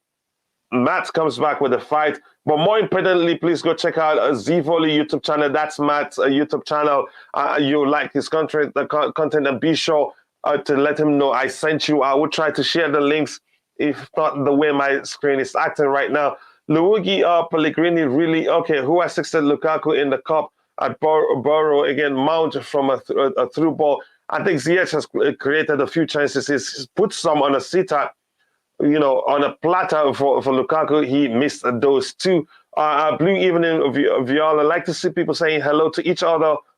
Torres did better than Lukaku, and he was a major part of our first Champions League title. You could argue that, but some people would think otherwise. Lukaku was not given enough opportunity to play as well. Explain yourself, Ajay. And then with that, I want to ask you, please, if you're watching, if you haven't, please like the video. Just 4 likes more to get to 100 likes. Let's shoot for 100 before the end of the show. And if you haven't, please do subscribe to the channel. Duty calls. Hope everyone has a nice Monday. Smash that like button.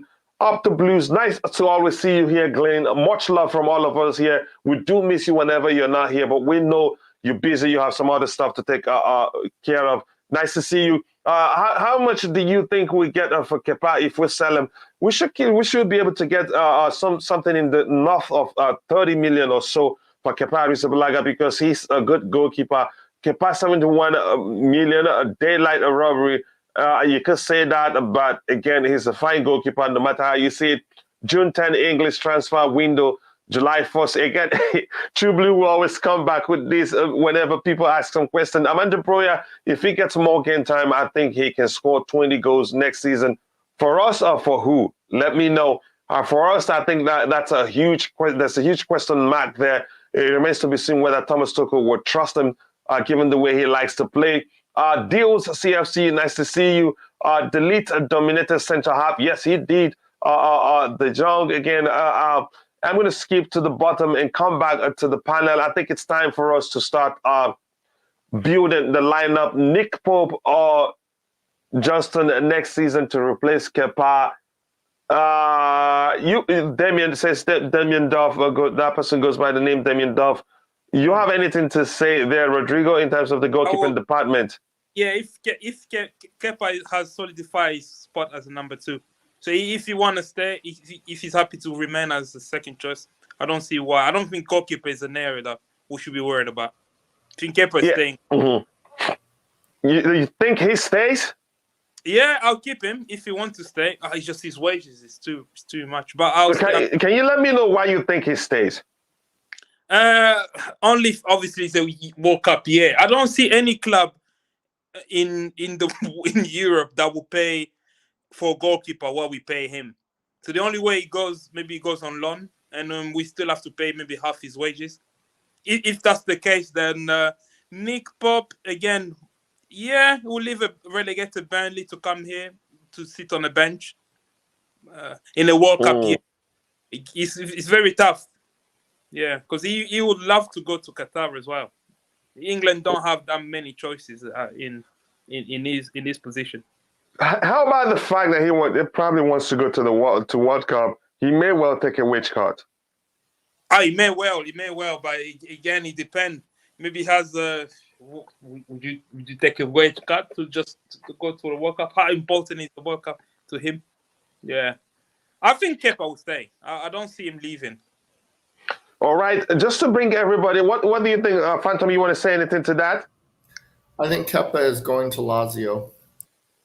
You think so? And not Newcastle United. I think Newcastle United possibly. His uncle Mauricio Sarri is. Right? You like calling everybody uncle nephew, but I get your point. I think Sarri likes him. There's a chance he goes there. But the question remains: Chelsea are not going to let him leave on loan. No. They would want to sell him. If you want Kepa, you'd have to pay and take him. Because Thomas Tuchel has shown he doesn't trust him. No.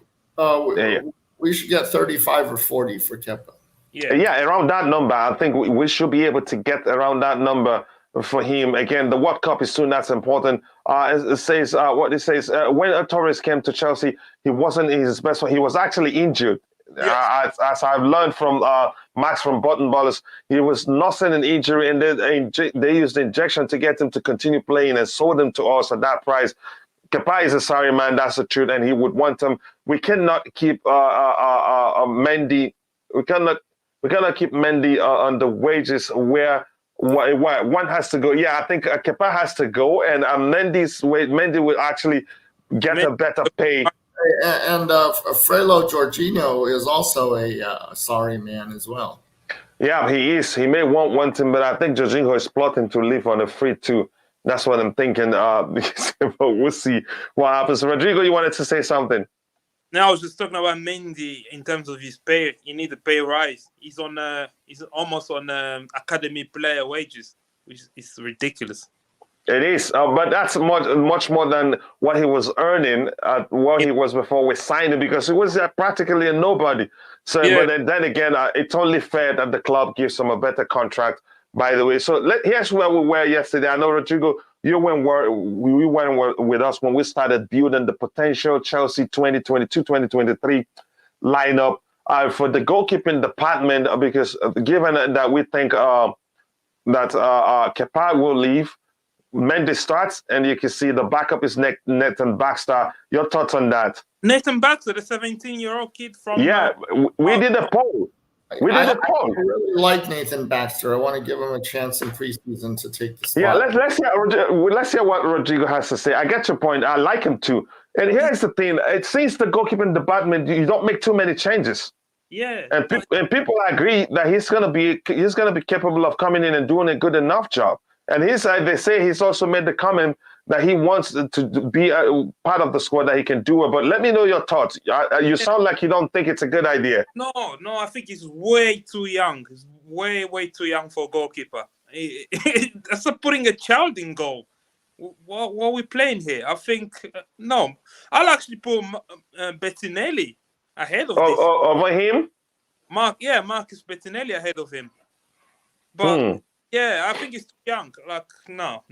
We don't know anything about Bettinelli, though, because during the 6-0 games against the FA Cup, we should have subbed in Bettinelli. We certainly had enough subs to put him in, but we never did. So now we don't know anything about him. He played one game against Chesterfield, didn't he? Yeah. Liebel, I can understand. Believe me, it happens to all of us. That's a time I wanted to say something to my friend. I end up cursing him, but he understood too.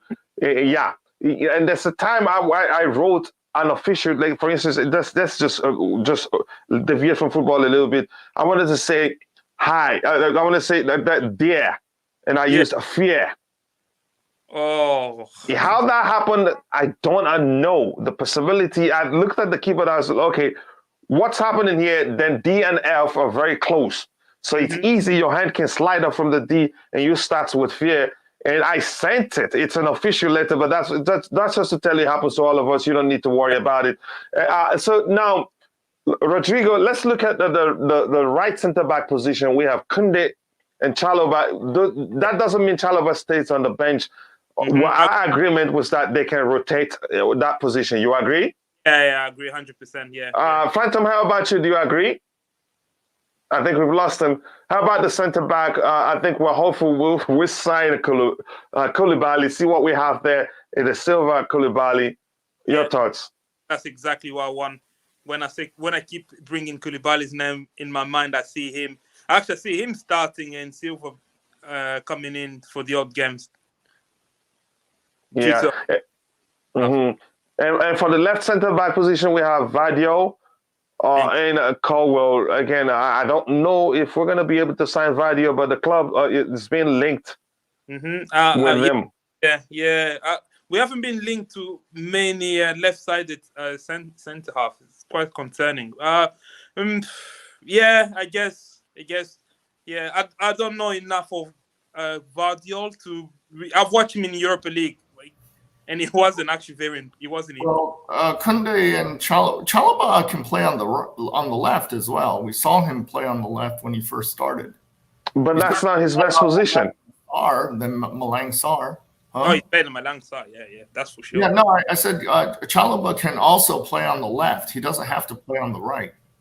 Yeah, I get your argument, but first we have to look for a specialized player. Yeah. That's not his specialty. I think he's better off on the right-hand side. Then if need be, he can also fulfill the left centre-back role. And for this comment here, Donnarumma, there's no chance of getting him. He's PSG's first choice now, isn't he? I think he was young keeper. Yeah, we need a young keeper. And again, remember, when we talked about the goalkeeping department, we also talked about Kilo Navas, who we heard, I think it's just Viola updated us that he's falling out with his fellow goalkeeper Donnarumma, that we may well go for him. But we talked about his salary and everything else. We found that that's going to be difficult. If he comes to Chelsea, I'm going to be surprised. He's a three times Champions League winner. If he comes, I'll take it. But how much for his salary? But we'll find out. It says apparently Conte is pursuing Gabriel Jesus. Tottenham doing good business. We'll see. Now Donnarumma is overhyped. I don't quite trust his ability on the ball. I've always said that before, and I'm still seeing it. It remains to be seen. But he did well. It looked like as if he's good on the ball during the Euros. But we'll see. Chalobah should be the captain of the Chelsea defense. Okay. Koulibaly and Cucurella win to go again. Koulibaly, Silva, Kounde in the center. Also Koulibaly. Okay, Koulibaly on the left. That's what he's saying. Koulibaly on the left, and then Silva in the middle, and Kounde on the right. I think that's what Dios is saying. It's only two centre backs, Kounde and Koulibaly. Gavidol. Let's see, because the truth is, we'll do this again as the new rumors, as the new, potential signings emerge. There may be a need for us to redo this. So let's just keep moving. So your thoughts on the left-hand side? You said you're okay with it. Yeah. I think it's good. Yeah, for the players thing too. Yes. How about you, Phantom? What's his name? Gavar. Vadio? I don't think we're getting him. We're serious about him, but let's see what happens. Your thoughts? How about, he plays for Leipzig, right? Yeah. How about if they agree, but that's difficult though, because Timo Werner would rather go to Bayern. How about if they agree to take Timo Werner and give us Vadio? I'd do it, yeah, because we're just trying to unload Werner at this point, right? I mean, of course he's going to want to go to Bayern because that's where his uncle is, right? Julian Nagelsmann. But if he's willing to go back to Leipzig, sure. But I don't think he's willing to go back there. You and the uncle thing. Let's look at this left wing back position, and I'm going to explain why we considered Emerson. Because now let's be truthful. The club's obviously, for obvious reasons, the club's priority will be, to fix the defensive department where we'll be losing a few players. So there may not be time enough to start looking at other players in the, why waste money for the left wing back position while Emerson can still come back and do a good enough job. I think somebody argued that actually Thomas Tuchel. Go ahead. He can play both. He can play left back and left wing back. Yeah, and actually, and I see somebody argue that Thomas Tuchel actually preferred Emerson over Alonso, but he wanted to be playing more often. So coming back, I think it makes sense to say the club, I think, will be considering bringing back Emerson and keeping him on bench Chilwell. And given the fact that people are saying, I'm not sure how truthful that is, that Cucurella may prefer, joining Manchester City over Chelsea Football Club. Your thoughts? Yeah, I would. I think that Cucurella is not going to be available to us. It's a wish list. Why do you think he's not going to be available? Because he's going to go to the other team, just like you said. That's serious. Rodrigo, you think the same too? Yeah, I think the same. I think Man City desperately need Cucurella. They desperately need a left back, and Man City have the financial power to just go in and put £50 million on him, and they will get him. So he can go. I think we'll miss out on Cucurella. And talking about Emerson, yes, Tuchel actually preferred him. The only reason we kept Alonso because Alonso didn't want to be part of the Lukaku deal. There were rumors we wanted to put Alonso as part of the package to get Lukaku, and I don't think that he agreed. I think the wages or something, he didn't agree on that. And realistically, we're not challenging for the Premier League. We may be able to challenge for the Champions League, maybe. Yeah. We're not. Again, even that, I don't think it's possible. Come next season, if it happens, I would take it. We must manage our expectations if we're going to make so many changes. Yes. Yeah, you living, bro? What's up? No. I said we're probably going to finish third or fourth. That's my prediction. We'll still make it. We'll still make it up there. But again, let's manage our expectation. Again, if we do better than expected, then let's take it. But please don't expect too much. Again, it says Salva reminds me of Essien. I disagree. Essien is a different breed altogether. Chalobah isn't even close in terms of playing like Essien. I disagree. You wanted to say something, Rodrigo? No, I was just saying, it's not even close to Essien. Yeah, not even close at all. If we don't fix the left wing back with Kostic, Bruno Sosa, Cucurella, then we better stop playing the three other. I agree with you. Again, we must fix that. Tuchel, I mean, if you look at Tuchel historically, he's not married to the 3-4-3 in the same way that that the Tottenham coach is. CONT over there he's really married to the 3-4-3, but Tuchel is not. So why do we have to keep doing a 3-4-3? Why can't we go back to our 4-3-3? Yeah, I just don't know. Let's see what happens when he gets in new players. First visual, many chances. He was not number one until Mendy came in. He has played in cup games and took us to 3 finals, won us the Super Cup, and took us to the Champions. Club World Cup final, and also won us Europa League. Also, I know he's talking about Kepa Arrizabalaga. I think most people underrate him. Honestly, with a good transfer window, we can challenge. That is, if you're strategic about it. If you're not just bringing in players for the sake of it. Again, I remember adaptation time. You must consider that. We have 138 people watching and we have just 105 likes. So I urge you, please, if you haven't, take a second to like the video. Show some love to the channel. Show you love Chelsea Football Club. Show that you're happy that our club, that we've come through one of the worst periods of our club. And we're here today. For a team that brings in big players because they're big names. You know what that is? It's a 3-letter word. PSG. PSG. All they do is bring in big names, but then the players don't necessarily gel, or they don't look at them as as somebody, it's like they don't look at them in a sabermetric way. That I think Todd Boehly, I don't know anything about Todd Boehly, what he's going to do in football, but I know a lot about what he did in baseball, right? Todd Boehly is a value seeker. He's not the kind of guy that just goes out and signs the biggest name there is, a Haaland or whatever. He goes out and tries to find some value like Haaland, maybe like Weghorst or whatever. I'm just throwing out a name out there. Somebody that has these Haaland attributes, but is going to be for a lot cheaper.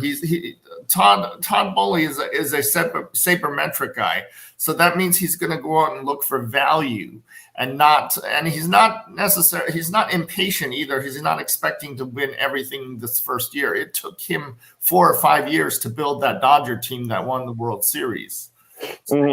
So, but now he has a powerhouse team. The Dodgers are in first place and is going to be in first place for many years to come, based upon what I'm seeing. So I think that Todd Boehly this year may not necessarily, do this really, really big, huge thing. He might get his feet wet this year.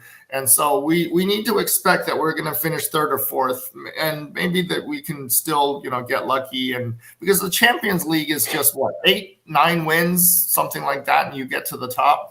Yeah, it's still not just. I think you have to have a team that performs as a unit. We did it the year before last, and look at that team. That team barely made. We needed Tottenham to make fourth place. Yeah, but at least they've played together for a year plus. Here's the thing. I get your argument. You have to have a team that works as a unit. What the most important, attribute that got that team to that final was they were together. They went for it as a group. You get my point now. Thomas Tuchel. So with too many changes, you still be working on the team playing as a unit. Well, there's also something in soccer that I realize. I want to say soccer instead of football. But the coach is most effective in his first 18 months because the players, give the coach a chance. But after 18 months, they start building these animosities with the coach. You can see Ziyech and Tuchel, and you can see, Alonso and Tuchel that they didn't butt heads in the first few months, but after 18 months, we call this the what do you call it? The Jose Mourinho syndrome, right? Everybody believes in Jose Mourinho the first 18 months, and then after that, his players rebel. You could call it the new manager bounce. Rodrigo, you wanted to say something? Yeah. Well, that's why you refresh your squad. That's why you bring in two players in. Yeah, that will have good relations, that the manager trusts, and they trust the manager. Exactly. No stories. Yeah. Yeah. Ty, you want to add anything to that? All right. Before Ty comes back in, let's go back. Let me keep explaining here. So you guys see the reason why we have Emerson, that the club may well decide why waste money in the market, why we have this guy and he's good enough, he will do a good enough job. So no need of spending too much there. Now, plus Emerson, and again, one thing I've always talked about, and I'll go to Ty to tell me if that's his observation too. Under Thomas Tuchel, the primary, again, I've said this like a zillion times, responsibility of our wing backs is to attack, support the attack. Yes, they're expected to track back whenever necessary, but I don't think Thomas Tuchel, in the way he you can say the way he implements his three at the back system is different. It's not like 5 defenders. It's more like really 3 defenders and 2 6s that helps protect the defense. Ty, your thoughts on how we use the wing backs? Ty is gone, but Rodrigo, you tell me your thoughts on how we use the wing backs. And one thing that actually, if you watch last season, something that Tuchel tried to do with Chilwell and James, they were inverted as well. I saw Chilwell playing in what's considered number 10 position, because that's what we do. We overload the attack with the wing backs. That was how we destroyed Norwich City. Go ahead. Yeah, even Juve at home or Leicester City away, one of the best games. Is we overloaded. We play with inverted wing backs. That's why when people talk about the back three, always has this defensive connotation. I don't agree with them. It depends on how we structure in the back three. Most of the time, we actually very. Yeah, application matters. The application matters. Yeah, exactly. So that's what you need. You need athletic players in the wing back position. Players that have the lungs capacity to go up and down, go into different position, create overload in the middle when needed. That's where Alonso doesn't work for me. Again, I agree with you. And here, John Potts into the midst say, what about Theo Hernandez? Forget about him. We wanted to sign him, and they renewed his contract. So I don't think we'd risk paying so much money to get him. I'm going to skip quite a lot of stuff so that we can move ahead. But I want to say hello to my brother, Tobago. Nice to see you there. Did I miss anybody else? If I miss your comment, please, I can't read every comment, but I'll try the best I can to read some of the ones that I'm seeing here. True Blue, all us die. He's talking to someone else there, and it's my brother, Ty Tux. He's on the panel, he's out of the panel, he's on the panel, he's out of the panel, but he's back on the panel. That's not true on the 18 months. If you look at the teams, we have none of those players and Tuchel signing. That's why they don't gel. Yep. And but Leeds players are not liking the new system and playtime. I think that has always been the issues. We will never get close to City and Liverpool. Then if we think Emerson is not enough, you cannot make a wholesome change at once. It will be something you do strategically. It takes time. Even when you're rebuilding, it takes time. You can't be drastic about it. If you're drastic about it, you're creating a lot more problem. You'd actually be fighting for relegation if you're not careful. So you have to be strategic about it, which means I don't think the club is going to change the whole team, one single window. Again, that's how I see it. All take counts on white players. Yep. All accounts of it. When James and Chilwell got injured, it showed how important they were to us, and it showed why it's important that we have at least two players in each position who are capable of starting. Not just how they show us how important they were to us. Now, let's get on to building this. Let's try and complete it today and not get into a top day with it. But if that happens, we'll take it. The reason I argued that we should, but I don't think the people in the chat and everybody that participated yesterday agreed that we're going to be able to get Bissouma, because the Bissouma is, to me, is a player in terms of being able to progress the ball, dribble his way out of tight spaces, and progress the ball no matter how oppositions press him. But some people, even declared who was on the panel, I said he thinks Kante is a better option here to rotate with Kovacic. Your thoughts on that if you're on the panel? Phantom? Jova worked for a while, but it doesn't work anymore. Conte, I don't know what his physical shape is going to be next year. Is he going to be more injured than he was this year? Kova is definitely the one we're keeping, right? But either Conte or Jorginho is going to go. I don't think Kante leaves. I know people have the saying that. I don't think Kante leaves, but go ahead. Put him in player 7 then. Where you wrote player 7, if that's the Jose Mourinho said, okay, True Blue, but every team that Jose Mourinho has been to since then, he's lasted 18 months. Man United, Tottenham, okay, that's the 18-month syndrome, and Jose Mourinho is a classic example of that. When he comes in, everybody believes in him, and they do good for a while. Tottenham gets in first place. Man United was happy with him for a while, and then after that, he's like sour milk. So who knows if Roma is going to be the same way or not, but we'll see. Yeah, again, I still do think that Chelsea will extend Kante's contract. Ty, what do you think? Do you think Kante will stay at Chelsea? I think he stays. He's more than, again, it's one of those you could argue in terms of he's a good role model. Mm-hmm. He's one of those you could argue he's more than just a footballer for Chelsea Football Club. Ty, are you ready to talk? And if you're watching, please take a second to go check out Ty Talks CFC YouTube channel. Great content, especially from the perspective of Chelsea Football Club, and great analysis of the game, even though he's young, but he understands the game very well. And thank you for 101 likes. Also, thank you for 2,605 subscribers. But if you haven't, keep liking the video. That's the way to show that you appreciate, that you appreciate the channel, that you appreciate the panelists, Rodrigo, Phantom of Many Topics, Ty Talks, and every other person that's spoken today. Just show some appreciation. That would go a long way. And if you haven't, please do subscribe to the channel. We'll appreciate that. So, Rodrigo, your thoughts? Do you think Kante stays, or do you think he goes? No, Kante stays. I think all our three midfielders stay. I don't know. People want to sell everyone. Kante, Jorginho, Kovacic, all three are staying for at least an hour.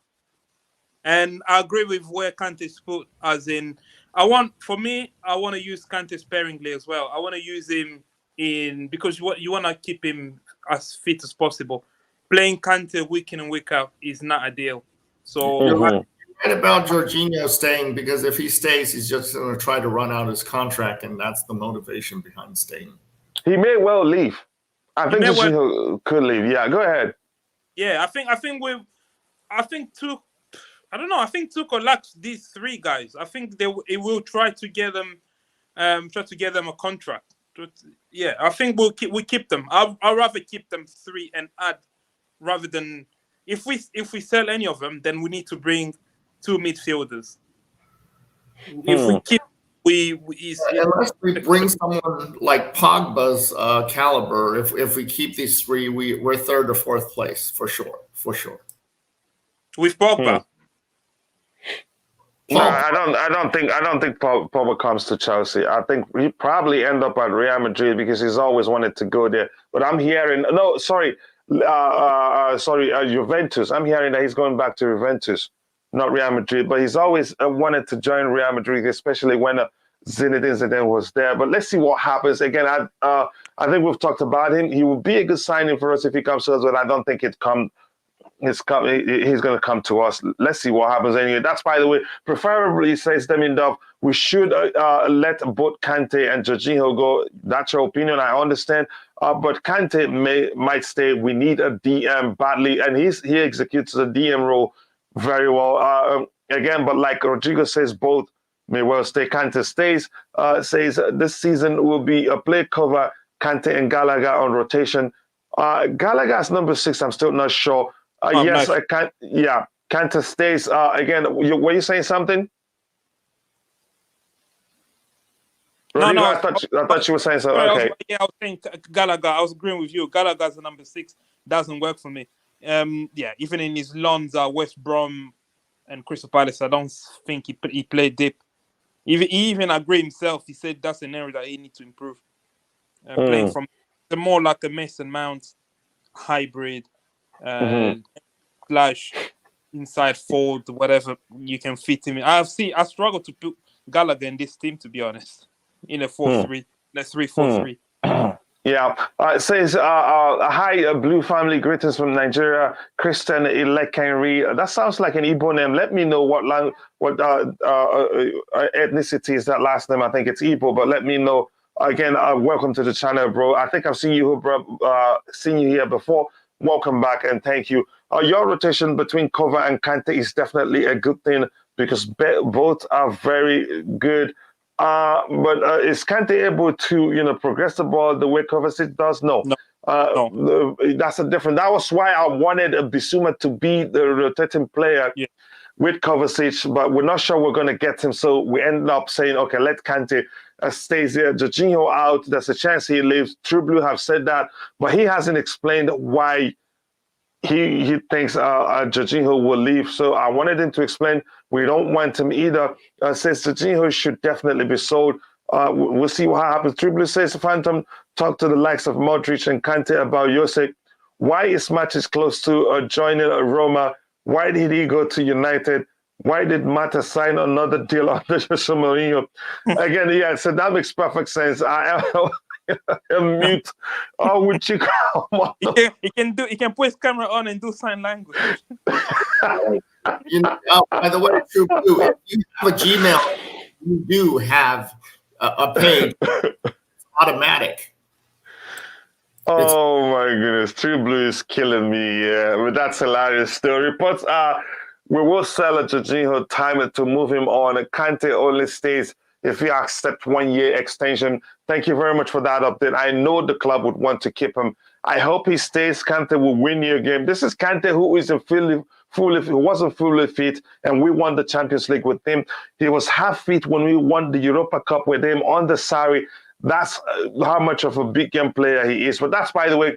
Now, let's come to the second 6 here. And we are assuming now we stick with the three at the back system. Absolute Chelsea just tweeted out the Chelsea are looking to sign up Marcel Hülkenberg, Ivory Leipzig, a left back on a free for 2 years. How old is he? Educate us, please. Must be old. On a free. Can you tell us how old is he? I'm excited too. I don't know him that well, but I'm going to look at it. But can you let us know how old he is? Let's see what kind of signing he will be for us. So for this position now, starting with the panel, who do we pair with Kovacic? Then if he's staying, if he's not staying, then we have to go buy someone to plug in that spot. Plug in who there? Jorginho. But Trubly just explained that's a chance he leaves. Okay, well, if he does leave, then we have to go buy someone to fit that spot. Okay, it's just reports. So let's work with what we have. And again, like we agreed, we're going to redo this. If we look at the transfer, Chelsea's interest on players in the transfer window, then we just redo it. But the truth is, I think Jorginho starts. Yeah, Jorginho. Yeah. Okay. As one of the because we use the term rotating player, right? We have Jorginho here. And please, if you're on the panel, do watch out for the spelling for me. Those in the chat always pay attention and then make fun of me when I misspell somebody's name. Just Viola did that to me in public. Ruben. No, I would not do that. I'll play Bissouma, but I know Bissouma complement Kovacic better. Okay. What options do we have there? So Bissouma, but Bissouma, I know what you mean. Bissouma is more of a Kovacic backup, but I can see him play with Kovacic. You think we're gonna get Bissouma? If we get Bissouma, why would you? No, there's no discipline there at all. Yeah, to play Bissouma and Kovacic, it's no discipline. Except if you're gonna instruct Bissouma because he's quicker and he's a better tackler. Except if you're gonna instruct him, to be disciplined to help protect the defense. But here is the thing: the truth is, by default, he bumps forward. Exactly. And exactly. So he doesn't have discipline. So who is going to be the rotating player with what we have already? If you're in the chat, let's find two names so that the chat will help on the side like we did yesterday. How about someone like Lewis Hall? Lewis Hall? Not that position. It's not midfielder like that. Okay. Not that position. Billy Gilmore. Do you think Gilmore gets a chance? And I think, plug in Gilmore. Yeah, because if we don't buy someone, then just plug in Gilmore or Ampadu, whatever you want to do there. It's a substitute position anyways. It's the guy who comes in at the 70th minute, right? Yeah. And Rodrigo, looking at this De Jong for Jorginho, do you see that happening? I don't see it happening. Again, it's the price. I think it's going to Manchester United. Yeah, it's heavily linked to them. I think United would throw the kitchen sink at Barcelona. But here's why we may well be able to get them. Barcelona, they want something from us. Yeah. No, every single day you hear Terry Flowers and Alice Talks Football talk about getting De Jong all day long. Day and night. So Manchester United's getting them. We're not getting. But we can offer him Champions League football, something that he won't get at United, and he'll probably get. Our midfielders are quite injury prone, so he'll probably get a lot more game time. But at United, he's gonna be the man. So it depends. I knew this was gonna be really true. That isn't really true. Go ahead. What were you saying, Ty? De Jong has no interest to go into Man United. That he's practically looking at him as a last choice. He wants to go to Bayern Munich if he goes to any team, because he wants to go to a bigger team, a team that and that really disrespects United in a way by saying that they're not a big team, and he wants Champions League. If he goes to Man United, he's going to accept something lower than Champions League.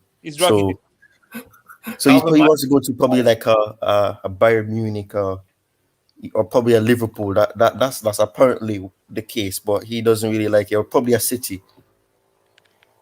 Do you think he'd consider coming to us? You don't think that, Ty, from what I'm hearing?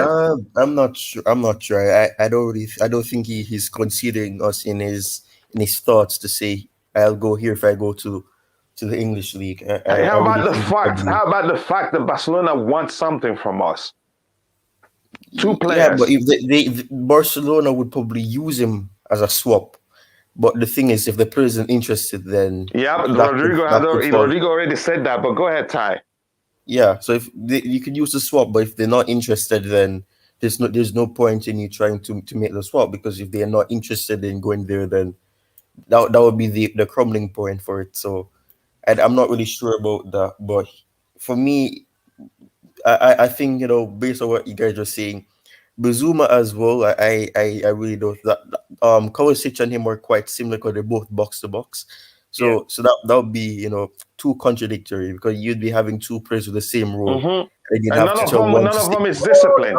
Tease me.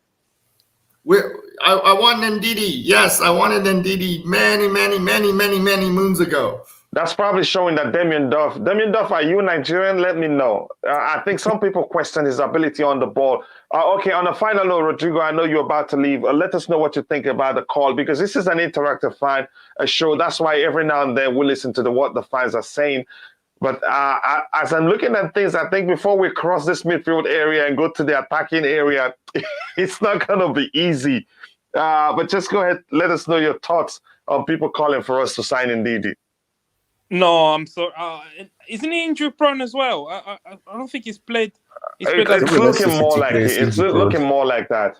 Yeah, I would. Do you know what? With an Ndidi, if we're playing a 4-3-3, and he's disciplined enough to be a sitting DM in front of the back, sort of the back four, I think it could work with two progressive eights. I think it could work, but in our formation, it's not gonna work. It's not progressive enough in my view. I wouldn't have Ndidi. No.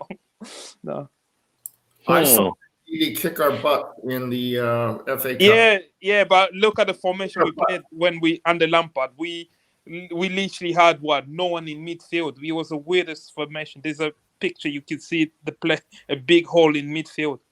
We didn't play 4-3-3. No, I'm saying, the Lampard last game when we lost. No, that's what I'm saying. We didn't play 4-3-3. On paper, it was 4-3-3. We're literally playing 1-1-7-1-2. Yeah. That's basically what we're playing. The midfield was just empty, and you have everybody up the pitch. You have only Mendy being that one, and then you have 7 players up there. Then you have Kante 3 other players up there. Yeah, you have Kante alone, and then the distance between Kante and the 2 other midfielders was too wide. Yeah, they were almost overloading on the wing. Yeah, coach, I'm gonna shoot. I've got a call, but if you're still online in like half an hour, I might jump back in. All right, Rodrigo, I think we still have around that number of minutes left. But again, I always love to have you on the panel, brother. I can't thank you enough. True Blue here says, I said earlier, we understand that. But the truth is, does he want to come to us? Like Ty said, Ty, you said he wants to go to Bayern Munich. Was that what you said? He would be considered if he leaves, because right now he doesn't want to leave. He's come out and said he doesn't want to leave. He's literally publicly said he doesn't want to leave. But he says what if they want to let him go because they want to reduce? Yeah, that's the thing. That is what I'm saying. He says that he doesn't want to leave, but if it's a case where he has to be sold for financial reasons, the clubs he would consider is Bayern Munich, Man City, Liverpool, big teams. Yeah, he's not going to. He's dragging his feet. If he wanted to go, I think United are willing, but I don't think he will go there unless Barcelona really, really force him out. And and he didn't mention us. So again, I feel disrespected here, but it's okay. I will move. Oh, there's better players over there. So Tielemans will be great. I don't think so. I don't think it'll be great for us. Again, Viola Lukaku is a Havertz backup. You heard what Viola told you here. We don't use backup here. And Phantom, all people know. We don't use backup here. Okay? That is You're looking for trouble. That is a curse word. Boy, attackers, that will be real tough. Yeah, we haven't even moved beyond the midfield. It's so difficult to move beyond it. Phantom, I was referring to the fact that he wants all status, not backup. No, Phantom understands. He's just looking for you trouble there. We make him an offer he cannot refuse. Be specific. I think we can actually do that. I think we can actually do that because if Would that be you like Lukaku though?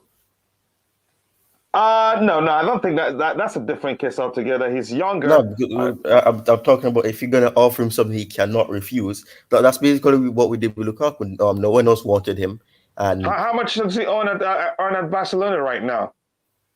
probably 200 something, probably close to 300. That's not bad. That's not, I don't probably. Yeah, Not, that's I don't what I'm think, saying. Yeah, He gonna because let's focus on this. He did not consider us. That's what I'm talking about. It's like Lukaku said he didn't consider us.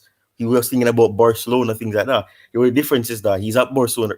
De Jong is at Barcelona, and he considered Bayern Munich, Manchester City. You shouldn't be making offers to players who they don't even consider you, and only when you make an offer like, oh, this team really wants me, that is when they consider you. That if they're not into it, or they're not wholehearted, they don't have an open mind to it without seeing an offer, then I don't know if that's a risk to take, because to me it's just somebody who doesn't have interest, and then when they don't have that interest in you, if they drop a stinker, they don't really care, because it's not like they want you in the beginning, so they don't really think it's like you're forcing them to do what they don't want to do. He didn't even mention Chelsea? Why should we go for him? Yeah, again, but that's by the way. Let's look at it, Ty. Here, Coachiila, I'm from a tribe of Ibanke, Edo State, and Benin, and Edo. So you're my brother too. Nice to see you here, brother. Let me say, is it Ibanke? Yeah, Ibanke. That's what he said. Now, what do we do here, Ty? Obviously, Jorginho is still here until he leaves.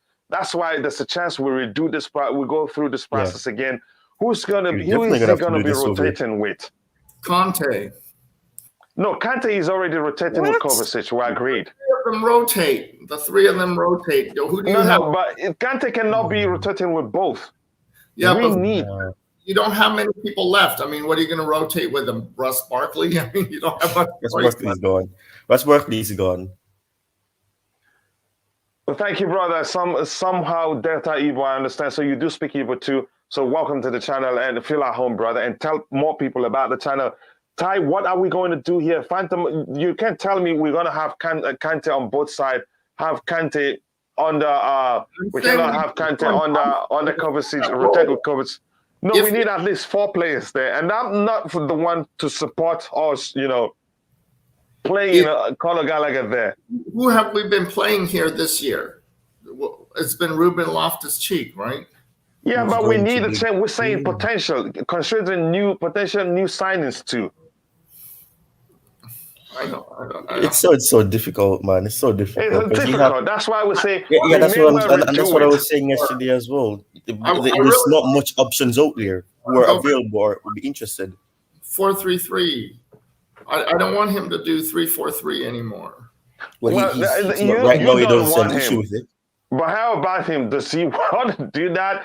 Again, here I say Ruben Neves is the type of player we need. But are we looking at him? We don't know. So that's why there's a chance we'll redo this. By the time things starts becoming clearer, we may well redo this. No, this is a very strange thing because it's okay. So Antonio Conte at Tottenham has been married to 3-4-3 his entire life.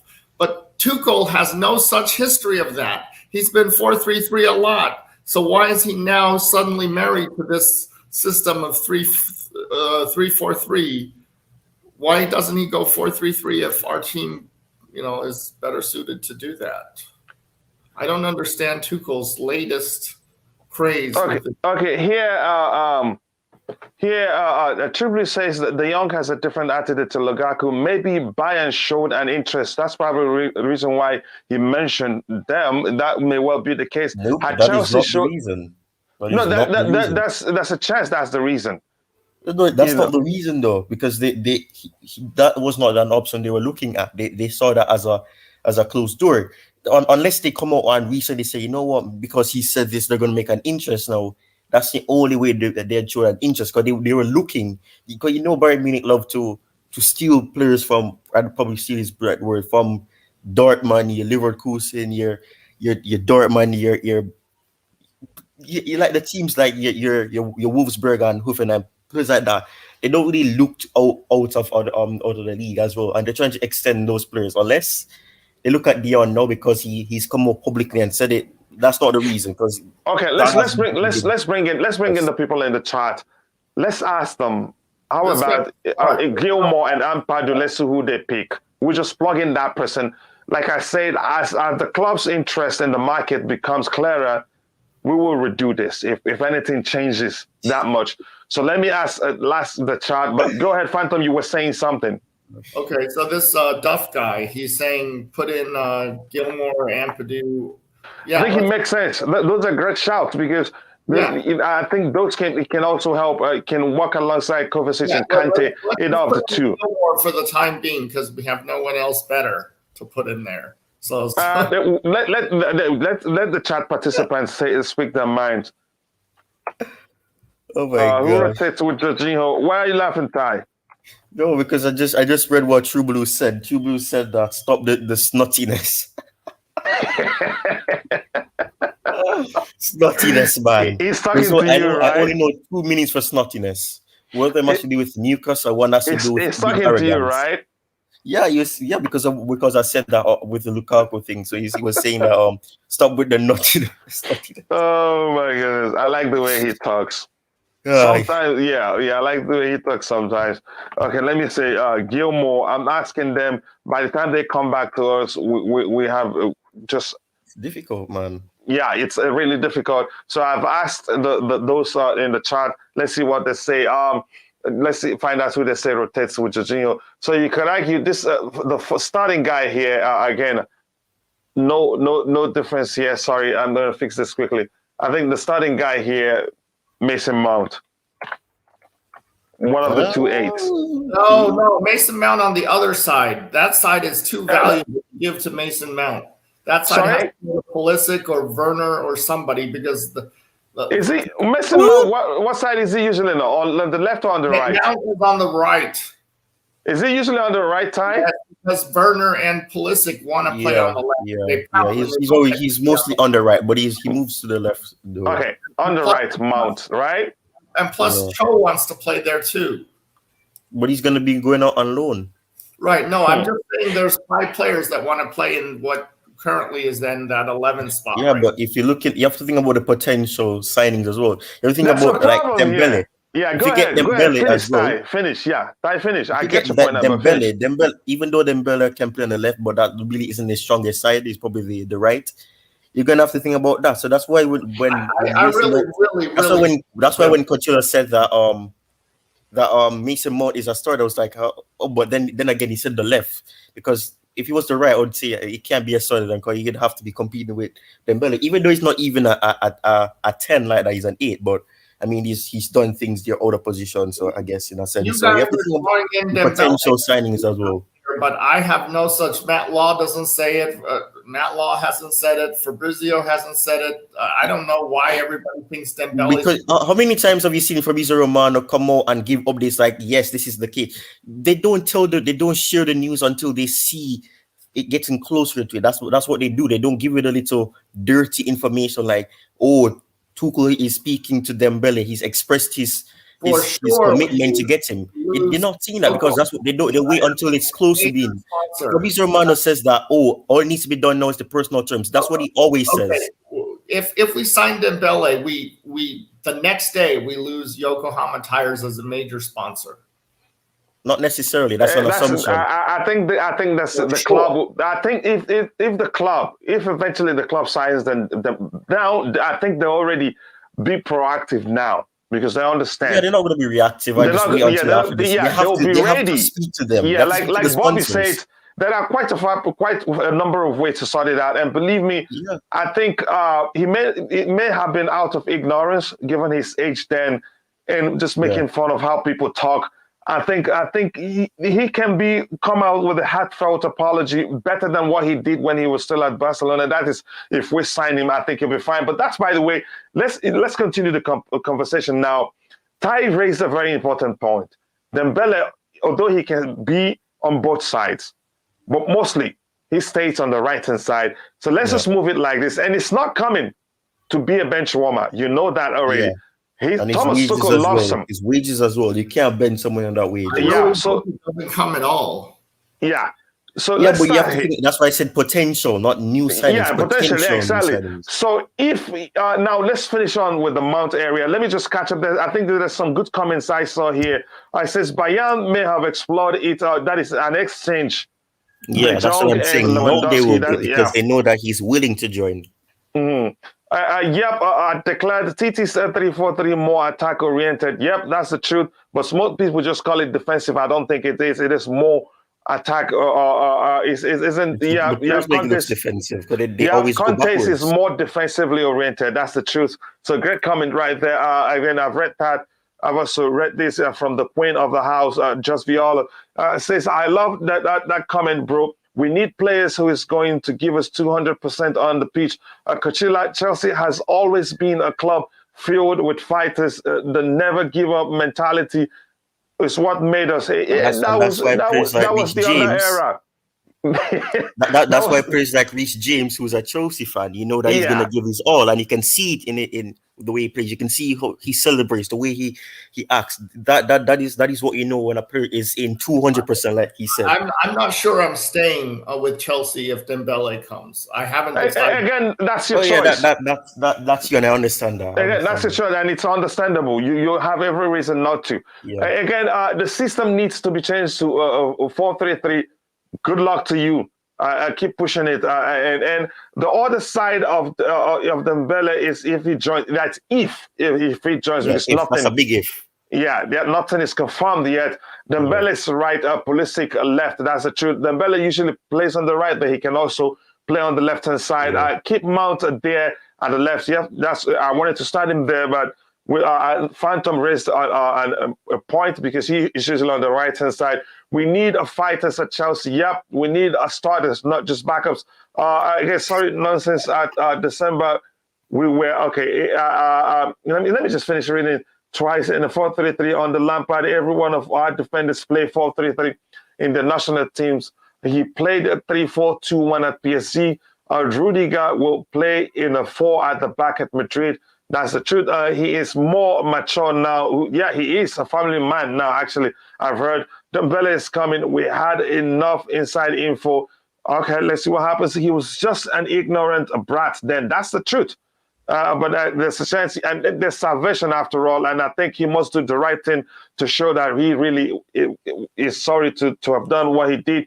He was just an ignorant brat. Now he's fixing his attitude. I hope that's the case. Mount Gallagher, again, let me just catch up and let's continue with what we're doing. We're not going to talk about the system right now. So if Mount starts on the left here, I think he rotates with Gallagher. Yep. The position that you have Mount in, Werner wants to play there. Pulisic wants to play there. Cho wants to play there. But we have to pick. We have to pick those who think Cho's are going to be on loan. You have to be realistic. Probably on the right hand side, but he usually preferred starting on the left. Yeah. So, but let's talk about this now. Werner and Pulisic both. I'm seeing Thomas Tuchel trusting Gallagher more. Why? Because he presses very well. I need to have that one presser because that's what Mark does. Yeah, we need to have that one person who presses quite well. And the only two people that can do it and do it very well will be Mount and Gallagher. This is why this formation has its shortcomings, because there's only so much attacking players you can play. Okay, let me get the result of the poll we have there. So we'll fix the one for CONT area, and then we'll come back. I'll ask the chat again who starts, who rotates with Mason Mount. It says, let's say, that's surprising to me. Let me see. What we have here, I think 63% for Gilmore. I can't see it fully, and just 37% for Ampadu. While I love democracy, but I really don't think that's going to happen.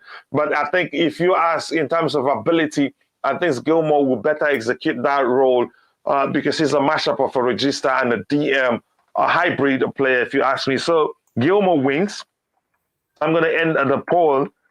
So this one now, I think you can say, is that the spelling of Gilmore? Is it double L? I think it's one L. So we've completed that. That's for now. That may change in the future because Guillermo has 62% and Ampadu just 38. I think it's not even close. So again, what players here? What? Yeah, 62%. I'm looking at the other positions and okay. It's not going to be that simple. Sorry, you really have Mount in the wrong position there because Pulisic, Werner, Cho, everybody wants to play in that spot right there. Werner wants to go. Cho is going out on loan. Those two are out of the picture. You can't say Werner. Pulisic is the only other one that realistically makes sense. So now we can move it around. We can move it around, but let's leave it where it is right now. What players should the people in the chat help us decide on who rotates with Mount? One, obviously, is Gallagher. Yeah, Pulisic. He's a number 8 that can press quite well. What's another? Because if you're going to rotate Mount, you need another player who can press as well as he presses. I don't know what side does Gallagher like to play on, left or right or middle, or I don't know anything about him. Sorry? I don't know where Gallagher likes to play. Is it on the left or the right? But Mount is always put on the right side because Pulisic and Werner always want to play on the left, and so does Cho. You know what? But they're not going to be. No worries. Since Dembele can stand on the left, let's just go like this first. But I'd keep him here. Let's just finish at this because Mount often starts on this. So in some cases, starts here for Chelsea too. Yeah, but the thing is, in any way that you take it, you're going to have one player playing on the side that the weakest on. Mount is versatile. He can play anywhere. Ziyech wants to play on the right, but Werner and Pulisic want to play on that left in the spot that you have Mount in right now. That's why Werner and Pulisic are never happy with each other because they're fighting for the same spot. And Cho is a distant third who wants that spot as well, but he usually gets placed in where James. Let's just be honest here, Phantom. Werner isn't a number 8. You get it's not a number 8, so we shouldn't even be considering him there. Huh? We shouldn't even be considering him in that position. We're talking about the 2-8 behind the striker. Okay, but that's where Werner plays. That's his natural position. I don't think he gets the chance that much come next season. That's also where Pulisic plays as a natural position. Okay, let's ask the chat. Now, who's going to be we can move them around later. You guys should suggest what players should be rotating with Mason Mount. First, you have who? We have Gallagher, which is the most, again, in terms of ability to press. Sorry, what did you say, Phantom? I said Pulisic plays in that spot that you have Mount in. Okay, so let's ask them, Gallagher, Pulisic, any other person? Werner? Okay, I'll add Werner too. So let me ask the chat. So why you added who again? Cho, Hudson-Odoi. Okay, that's 4 players. Okay, let me ask them about the 4 players who's going to be rotating with Mount. So this is going to change eventually, though. Yeah, go ahead. You guys can have conversation while I do that. Cho is going on loan. He's currently playing right now, and plus, this is something that needs to be noted as well. Cho Bailey didn't even make it into the team last season. Well, he's injured at the end of the season, so we don't know. That is why he's going on loan because he's currently training at Cobble. James will play that high up as well. James sometimes plays in that forward spot, but he's not a forward. You can't. But sometimes he plays there. Yeah, because that's what the team does on when they're in the game. They move about. You see him in the midfield. You see Mason Mount playing in as a 6. The place where Coachiila has a player 11. That spot. The only natural player we have in that spot is Ziyech. Ziyech loves to play on the right. But Ziyech may well leave the club. Tuchel don't trust him. This is why I'm saying that. What are the players you gave me? You said Cho, Pulisic, Gallagher, and who? I'm not sure this may be a little bit premature. We may need to do this in like 25 days when we have a better. That's what I'm saying. We have, as things become clearer, we will revisit it. Yeah. That's for sure. You get me, what are the players you get me Phantom? You said Cho, Pulisic, Gallagher, and who? That's it, right? For that area. Well, I don't know where Gallagher plays. Does he like the left or the right? As one of the eights, I think he will be fine. But let's start with there. He plays mostly on the right, and that's why even for England, when Mason Mount and Gallagher were playing, he had Mount on the left and Gallagher on the right. Well, Mount can play anywhere. He's already demonstrated that. Yeah, that's what I'm saying. He plays on the right. Left, and Pulisic has to play on the left because they complain when they get put on the right. They go like, I'm on the wrong side of the field. Remember the time when Tuchel was yelling at Werner in German because he put Werner on the right, but then Werner kept drifting to the left, and he goes like, Timo, you're on the wrong side. You're not on the left today. You're on the right. And it was translated for us because Timo loves to play on the left because that's where his natural position is. But primarily, Timo isn't a number 8. Timo prefers playing as a second striker. That's his preferred role, actually. Okay, he calls it the inside forward on the left. That's what Timo, quote unquote, has said word for word. I'm not a number 9. He calls himself a number 11. Okay, that's fine. That's still a good argument. So let me add Werner to the list. Again, this is not final.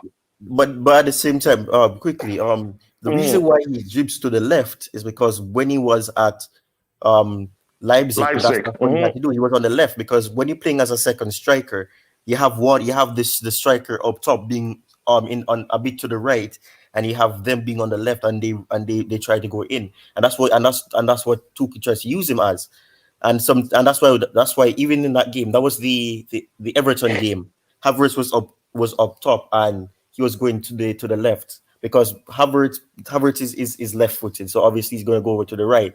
So he loves to go onto the left because of that. So when you have a striker who's left-footed, they want to be on the right. And if you have two players on the right, then there's going to be a difficulty. So that's why Werner loves to be on his side where he has more space. Because if you have two players playing on the same side, that's going to be collision and you're going to have chaos right there. Here's the thing. I think what we're going to do here is we're going to be following the transfer stories and rumors as they emerge. So we will always, if there's a need, we'll always bring up this, make adjustments to it if need be. You get my point, Phantom? We'll always bring it up, make adjustments to it if need be. But you guys are already penciling in Dembele, and I don't think that no one is penciling him in. I'm just saying nobody's saying it's certain. We're just being. No, we're saying the potential. Exactly. That's why the lineup is called potential 11. We're going to be following the stories as they develop. If there's a need, we'll revisit this, make changes. If you get that. So it's dynamic at this point. Nothing is final now. Just really say sorry, but I see Werner heading out. There's a chance that happens. I think he'll be better off in Germany. Sorry, it's going to happen. You think? Yes, there's interest from German teams. Dortmund lost interest because the sanction and everything pushed it back. But there are other German teams that are interested. Bayern Munich is still interested in him, and you have other teams as well. Some lower teams that are interested in him as well. Now we're actually learning how difficult Thomas Tuchel's job is. It's not that simple. Yeah. We're actually 3 and we're fighting. We're not even sure how to come to a conclusion. And he's probably Tuchel fights with himself. Yeah. Again, that's a conversation. I don't know what they were talking about. Will they even be here next season? Again, that's why we say this is dynamic. We'll keep revisiting it every day. Yeah, Werner is leaving. Let's see that TT have to leave. Okay. Tell us why, please. We want to know. We get the question that Tuchel leaves, but you wouldn't let me bring up the topic last time when I said Tuchel might leave. It's a comment that I read, but go ahead. Tell us why you think Tuchel might leave, since you're on the panel. He'll never get to see his children again in England, and that's a big factor. His wife divorced him, and she is in Germany. And in order for Tuchel to be in seeing his children, he needs to play for a German team. But if he decides that soccer is more important than his children, then he'll stay in England. But it's not out of the question that he will leave Chelsea. All of this is assumptions, though. I mean, yeah, that's the case, and he has to think. The whole process, and I was really hoping we didn't bring up his personal life, is that he thinks about his children. The reason why they did it in such a discreet way, even though the media exposed the entire conversation, the entire situation, is that they were doing it to protect their daughters. So now people are going to be thinking about what's going to happen to their daughters, what's going to happen here, because they recently joined. And they came to live in England because of the extension that he got. So yes, people say that his daughter's going to go back to Germany, but they have to sort that out. It's not going to be like, the mother is just going to have the decision and he just has to live with it and he has to make such a life-changing decision because of it. So you're assuming that because of this he has to go. It's a possibility that he may have to do it, but they have to work out something because I mean, they're getting divorced. They have to think about their children as well. And Tuchel values his family because he always speaks about them. So I'm not sure about that. Here's for you, Phantom. Good comment there, Ty. Here's for you from Liam, a very delicious comment. He says, if Werner stays, his only position available will be to challenge for the 9x9 position. It's as simple as that because it's not traditionally an 8 like we've talked about. I understand what you were trying to explain, like Timo himself said. It's going to be difficult for him to actually it depends, on who we're playing against. So I'm not saying that Werner leaves, but what I'm saying is there's a big criticism, and Oggs is the biggest criticizer on this. He's always going like, Tuchel's playing people out of position. Well, you have 5 players whose natural position is that same position that Werner wants to occupy. And so, of course, he has to play people out of position because Cho, Pulisic, Werner, Mount, and somebody else can't play they can't all play in that position because I think even Havertz wants to play in that position as a natural position. So it's like no, not everybody can play there. That just proves poor profiling. That's poor profiling. You have so many players in the team that play the same position, and that shouldn't be the case. You need to be having at least 2 or 3 players, not 5 players playing the exact same role. Well, he didn't. Oh my goodness, this is that's a good point too. Just who's gonna come in and do what? This is really tough. He inherited this team, right? I mean, Tuchel inherited this team. This is a Frankenstein kind of team. Yeah, but compared to Lampard and Tuchel, look at what Tuchel was able to do with. Right. Look at what Tuchel has done with players that Lampard not only wanted to be sold or he left out of the team for months. Right, he's a genius. But yeah, that's what I'm saying. Even with an inherited team, having 0 players brought in, he has to work with the players that he has. Defending Tuchel, I'm not attacking him. I'm saying that people who say, why does Tuchel play players out of their natural position? Well, it's because 5 of our players want to play in the same position, and he can't play 5 players there at the same time. Yeah. Mm-hmm. Again, let's catch up with the chat. And look, I'm waiting for the chat. If you haven't taken the poll, please do so we get a correct answer there. Again, it says, the good luck finding a replacement for Thomas Tuchel. It says, let me see, what else do we have here? Again, the video slows down the screen. His kids were at Stamford Bridge last game of the season. So he may well have, they may be able to be sharing custody as long as he's able to take care of his kids. I think he'll be all right. Again, it depends. Don't assume things. This is all assumptions. You're assuming. So we're not sure what's going on there. Again, what if his wife goes back and lives closer to Mainz, and then he has to now move to Germany and also move to Mainz to be closer to them? You get my point, Phantom. But I think you raised a good point because family is everything to everyone. So that's a chance that's the case. No, I'm saying there's a 90% chance that he's going to stay with Chelsea, but there's a 10% chance he's going to move back to Germany to be closer to his daughters. Again, that's not a bad argument at all. Says Liam has a point. He always has a point. He doesn't talk much in the chat, but whenever he says something, he's responding to something that's very important. Timo is a secondary striker. Drifting left. That's another way to explain it. Yeah. Sorry, you want to say something? Yeah, that's what I was trying to basically explain, because he's a second striker, and normally when you have second strikers, they're mostly on the left, where you have the striker being on the right. Especially Poulsen, who was at RB Leipzig, he was always on the right, and you had Werner into the space running and then going central. That's basically it. So that's what central strikers do, especially like your Kai Havertz, who's a secondary striker-ish kind of number 10. But even when Tuchel places Timo on the right, he drifts to the left. Remember the thing on because that's where he prefers to play. In the wrong position, Timo. I didn't put you there today. I didn't put you on the left side today. That's Everton game. When he won 2-0 Everton game. Translated. Yeah, but again, it makes a perfect argument. Here says, what's his name? Damien Dove says that Timo will need to take a wage cut to go back to Bundesliga. Swap deal with Gnabry is a possibility. You say it's a possibility. We don't think it's a possibility. What's the problem, Ty? All the players you said Gnabry. Yeah, that's what he says. What don't you like about it? It's not. Okay, let me just catch up quickly because I want to say bye-bye to Just Viola before she leaves. Can I say welcome to Ousmane Dembele? Your choice, but it's not a done deal yet. No. There's no guarantee he's coming until you see him holding that shirt. So please don't say that.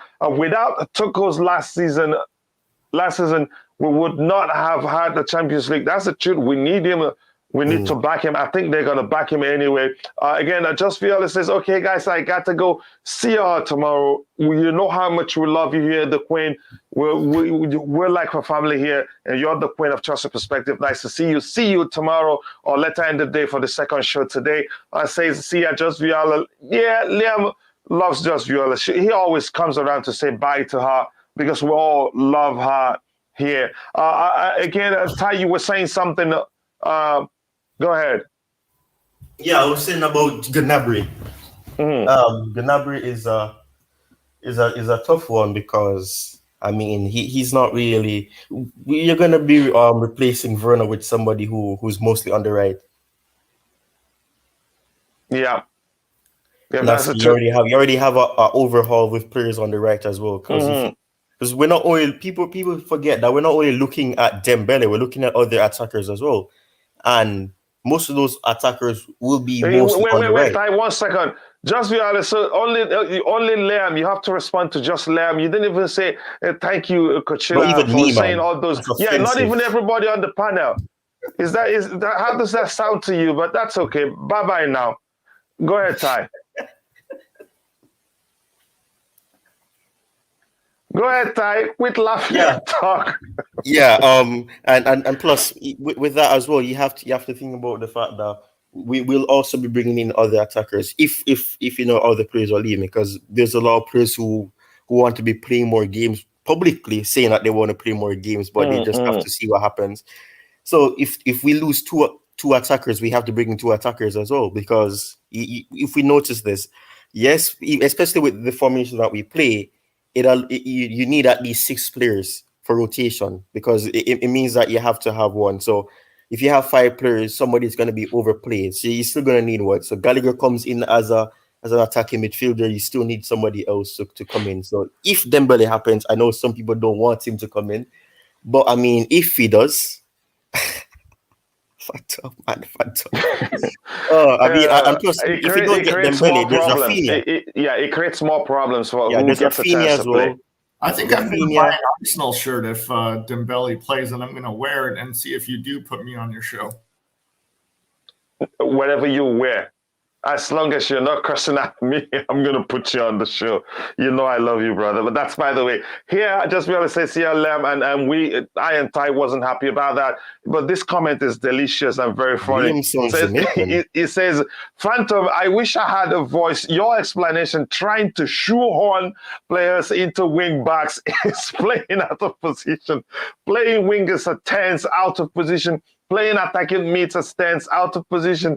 Again, I think Phantom has responded already. Says bye, Just Viola, bye to you too.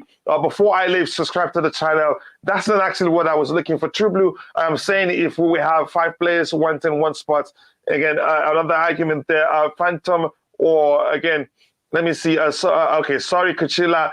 See you all and the panel later tomorrow. Yeah, and the panel covers everybody, but at least she mentioned my name. So I take it. Hello, says Yusuf Safari. Again, with that, I want to say thank you for 120 likes. And but if you haven't liked the video, please take a second to like the video and subscribe to the channel if you haven't. True Blue, Yusuf, I don't think I've seen you here before. If this is your first time, please do subscribe to the channel. Nice to see you here, Yusuf. Again, Almighty Blues FC. I am late. A big up. Lateness is greatness, brother. You know I love you. Always good to see you here. Thank you again.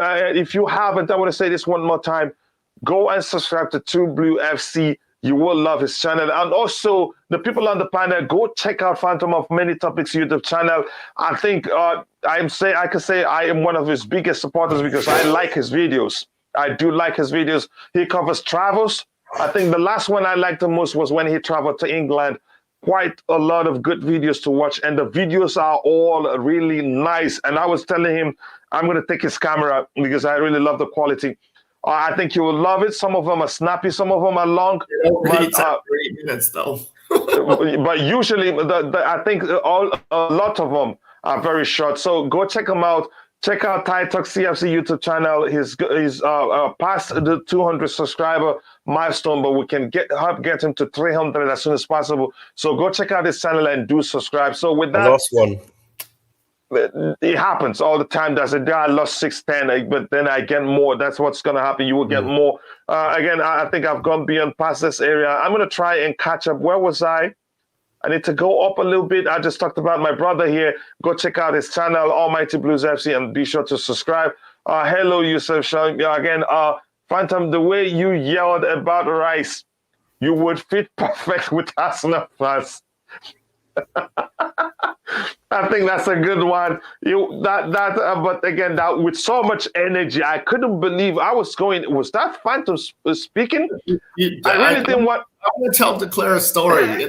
It was about a 50-50 chance. A friend of mine wanted me to become an Arsenal fan, and I said, no, I'm staying in Hammersmith, and that's closer to Chelsea. The only reason why I went Chelsea over Arsenal. that was hilarious. Again, checking True Blue out right now. Yeah, do check him out and subscribe to his channel if you haven't. Again, I'm gonna go subscribe later. And again, like I said before, we have 120 people watching. If you haven't, please do like the video and also subscribe to the channel to help us to reach 3,000 subscribers soon. Right now we're at 2,608, which means in a few days we will get there. Even in 3 days we could get there. It depends on on you, the followers. But that's by the way. Now let me question for you, Coachiila, if I can. You said that you might do a show once a week or maybe once every 2 weeks where it's like maybe just football but open topic, like we can talk about Arsenal or whatever. Yes, I'm still working on it. It's not easy to figure out the structure. It needs to be figured out. Oh, I mean, it's not structured. It's like anybody can just, but there's also structure behind it. No, but Ox has that channel once a week. He has this thing where you could just talk about any football topic you want. Like we could talk. Okay, let's talk. Let's talk later back so that we can come up with a plan. And we're planning something with Ty Tots and Fahim and Matt Zivoli. But I get your point, bro. We'll talk about it. So the poll here, I'm looking at it. So I'm going to end it right now after reading it out. I think Gallagher is the obvious choice if you're looking at it too tight. 10% says Cho, 28% says Pulisic, 45% says Gallagher, and 15% says Werner. So it's Gallagher. I think. Oh, okay. Sorry, there's a fight going on here. Says the system is why we play people out of position. I think that's the truth. Not because 5 are after one position. This show is very good. It's teaching me a lot about Chelsea. Forever Chelsea, no matter what happens, even if we reach a relegation low, I hope that never happens. No, it's not going to happen. But thank you for the kind words regarding the show. You're far too kind, my friend, and I appreciate that. Says Coachiila, you keep saying True Blue for Anki. because it is Almighty Blues FC. So again, sorry that's me. I do everything myself. So making those mistakes is very easy. Please, if you haven't liked the video, like it and subscribe to the channel. So I'm going to plug in Gallagher, and as we can see, this is not really something we can finish today. Again, we will continue, and the good thing is that it is not final until the transfer window is closed. But we will be making changes to it. It's that dynamic, and I think that makes it very unique in all the Chelsea community. So it is Gallagher here, and I think it's a good option there to be a rotating player with him there. I think tell more people about this. I think it's a great idea the way we do it. Thank you very much. Yep, Chelsea forever, no matter what happens. But we're never going to see our club be relegated, and this comment here is very, very delicious. Now, Phantom, your final thoughts on everything we talked about today. I think that right now I just don't want Dembele. I'm willing to consider everybody else. I really have to decide whether I still want to be with Chelsea if Dembele comes on, kind of like Yokohama Tires. I'm in that position. But let me ask you this question. How about if he tenders a heartfelt apology? Nobody's perfect. Then maybe, yeah. I'm not like forever not forgiving person, but it'd have to be like a really heartfelt apology. Good to hear. Because listen, I know you follow my channel very well. You know when I did the video explaining why Chelsea shouldn't sign him. Right, yes, I did. I saw that. Very good. Exactly. Video. But now I've taken some time I like him as a player. I don't know anything about him as a player. Look at it. Very injury no matter how, yeah, he's injury prone too. What he did wasn't right, no matter how you see it. But why we've had and that may happen. Go ahead. We've had so many problems with injuries. Why go after? If we're going to go after an injury-prone player, we might as well go get Hazard. I think Hazard is going to be a difficult one. Go ahead, Ty. You wanted to say something. He plays on the left, though. Yeah, that's the truth. But Hazard can play on the right or on the left too. Yeah, but he mostly plays on the left. Hazard's natural position is where Werner wants to play. Everybody wants to play that position. But he won't. Yeah, and here, Jump Sports Entertainment said one of my biggest dreams is to watch a match at the Bridge and meet a Lampard. Are you on Twitter? Just talk to me on Twitter. Lampard, man, Lampard. Yeah, but Lampard, man. Yeah, I'd rather you meet someone else than. Go ahead. Lampard is a true blue, but he's a true blue Everton guy now, and I don't think he's ever coming back to Chelsea. I think he's going to build an empire at Everton because he and the Everton owner really love each other. And since they really bonded with this relegation elimination thing. And so I think he's going to be there for years and years to come. And what I worry is he's going to poach a lot of our young players that played under him, people like Mount, people like Gilmore, people like, whoever, that they're all going to go over to Lampard because they are Lampard's nephews. True blue, why?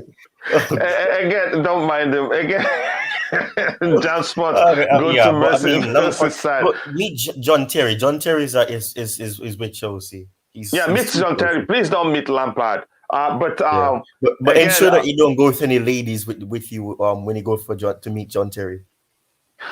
Lampard will raid Chelsea to build his team. If he comes to Ampadu, if Ampadu agrees to go on loan.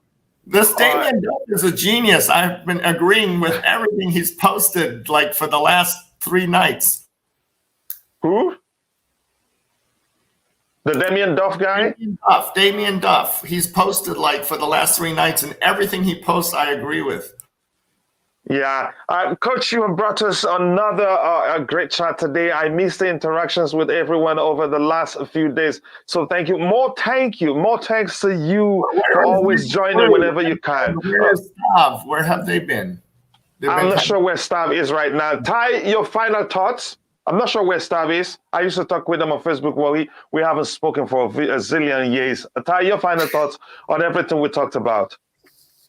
Oh yeah, I mean, it's a tough one, and I mean with the potential thing, we obviously have to wait until a bit further down when the window officially opens and everything.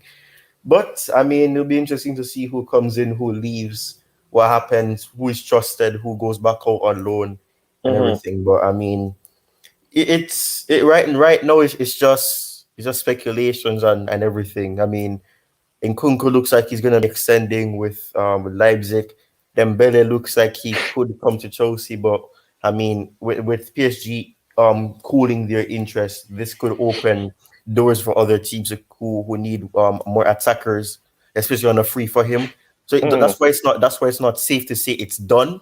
But right now, it looks like Chelsea could be the possible one if they're able to get negotiations further, or get more contact and reach his agent further.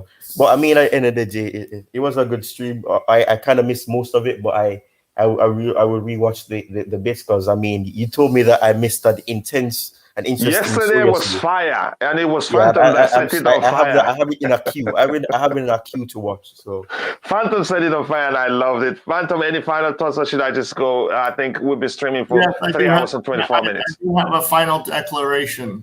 Yes. The West Ham United team would like you to know that Declan Rice's price is 100 million. Just go away. Lampard can take this is our True Blue educating us on how things are done right now. Lampard can only take one player from Chelsea Football Club. Again, that makes us Damien Duff is Phantom's second. I get it. Okay, that's fine. Phantom second account. Declared. I lost to my fakes. Again, Infirmary. Oh my FC. Hospital FC. This is Michael coming on with what do I call it? Comic relief. What do you want to say, Ty? What happened? Somebody just revealed something a while ago, and I feel like Sherlock Holmes. What's that? What happened? Tell us. Let's round us with that. You just clicked on it. You just clicked on it. What? I'm not that bored. I'm not running a second account. I don't. No. He's just pulling your legs. Somebody just revealed something a while ago. Where Stav is? Yeah. On Facebook, and then how did you know that? But anyway, I'm not going to be bothered about that. All injury-prone, overpriced players are targets. That's hilarious. And then the last one somebody talked about today, that he wants to join us on a free. I asked about his age. Nobody told me anything. Who? He talked about a player wanting to join us. Was he from Leipzig or so, or centre back? No, that player, the person did not say the report correctly. It said that Chelsea wanted to sign a 4-year contract. So that was a mix up there. Okay. Yeah. So he signed. He's no longer free. He has a contract until 2020-24, and he's 30 years old. Yeah. Okay. Now I see. Again, I think I will intentionally end the show with the new intro and not the Blue Morning intro, because I love the new intro for the Transfer Watch show. And again, I want to say thank you to everybody on the panel. Be sure before I close, be sure to go check out Phantom of Many Topics YouTube channel, check out Thai Talk CFC YouTube channel, and of course follow me on Twitter. Follow them on Twitter too. They all have a Twitter account. And with that, Again, I want to say thank you to True Blue. Thank you to Mikael for joining. Thank you to Odwa Soldati. Thank you to Declare. Thank you to Jamstop. Thank you to Liam. Thank you to everyone else. And thank you to Queen of the House, Just Viola. Always good to have you around. And with that, I say it's end of the show. Thank you and God bless us all. See you guys later in the day for the second show today. Cheers.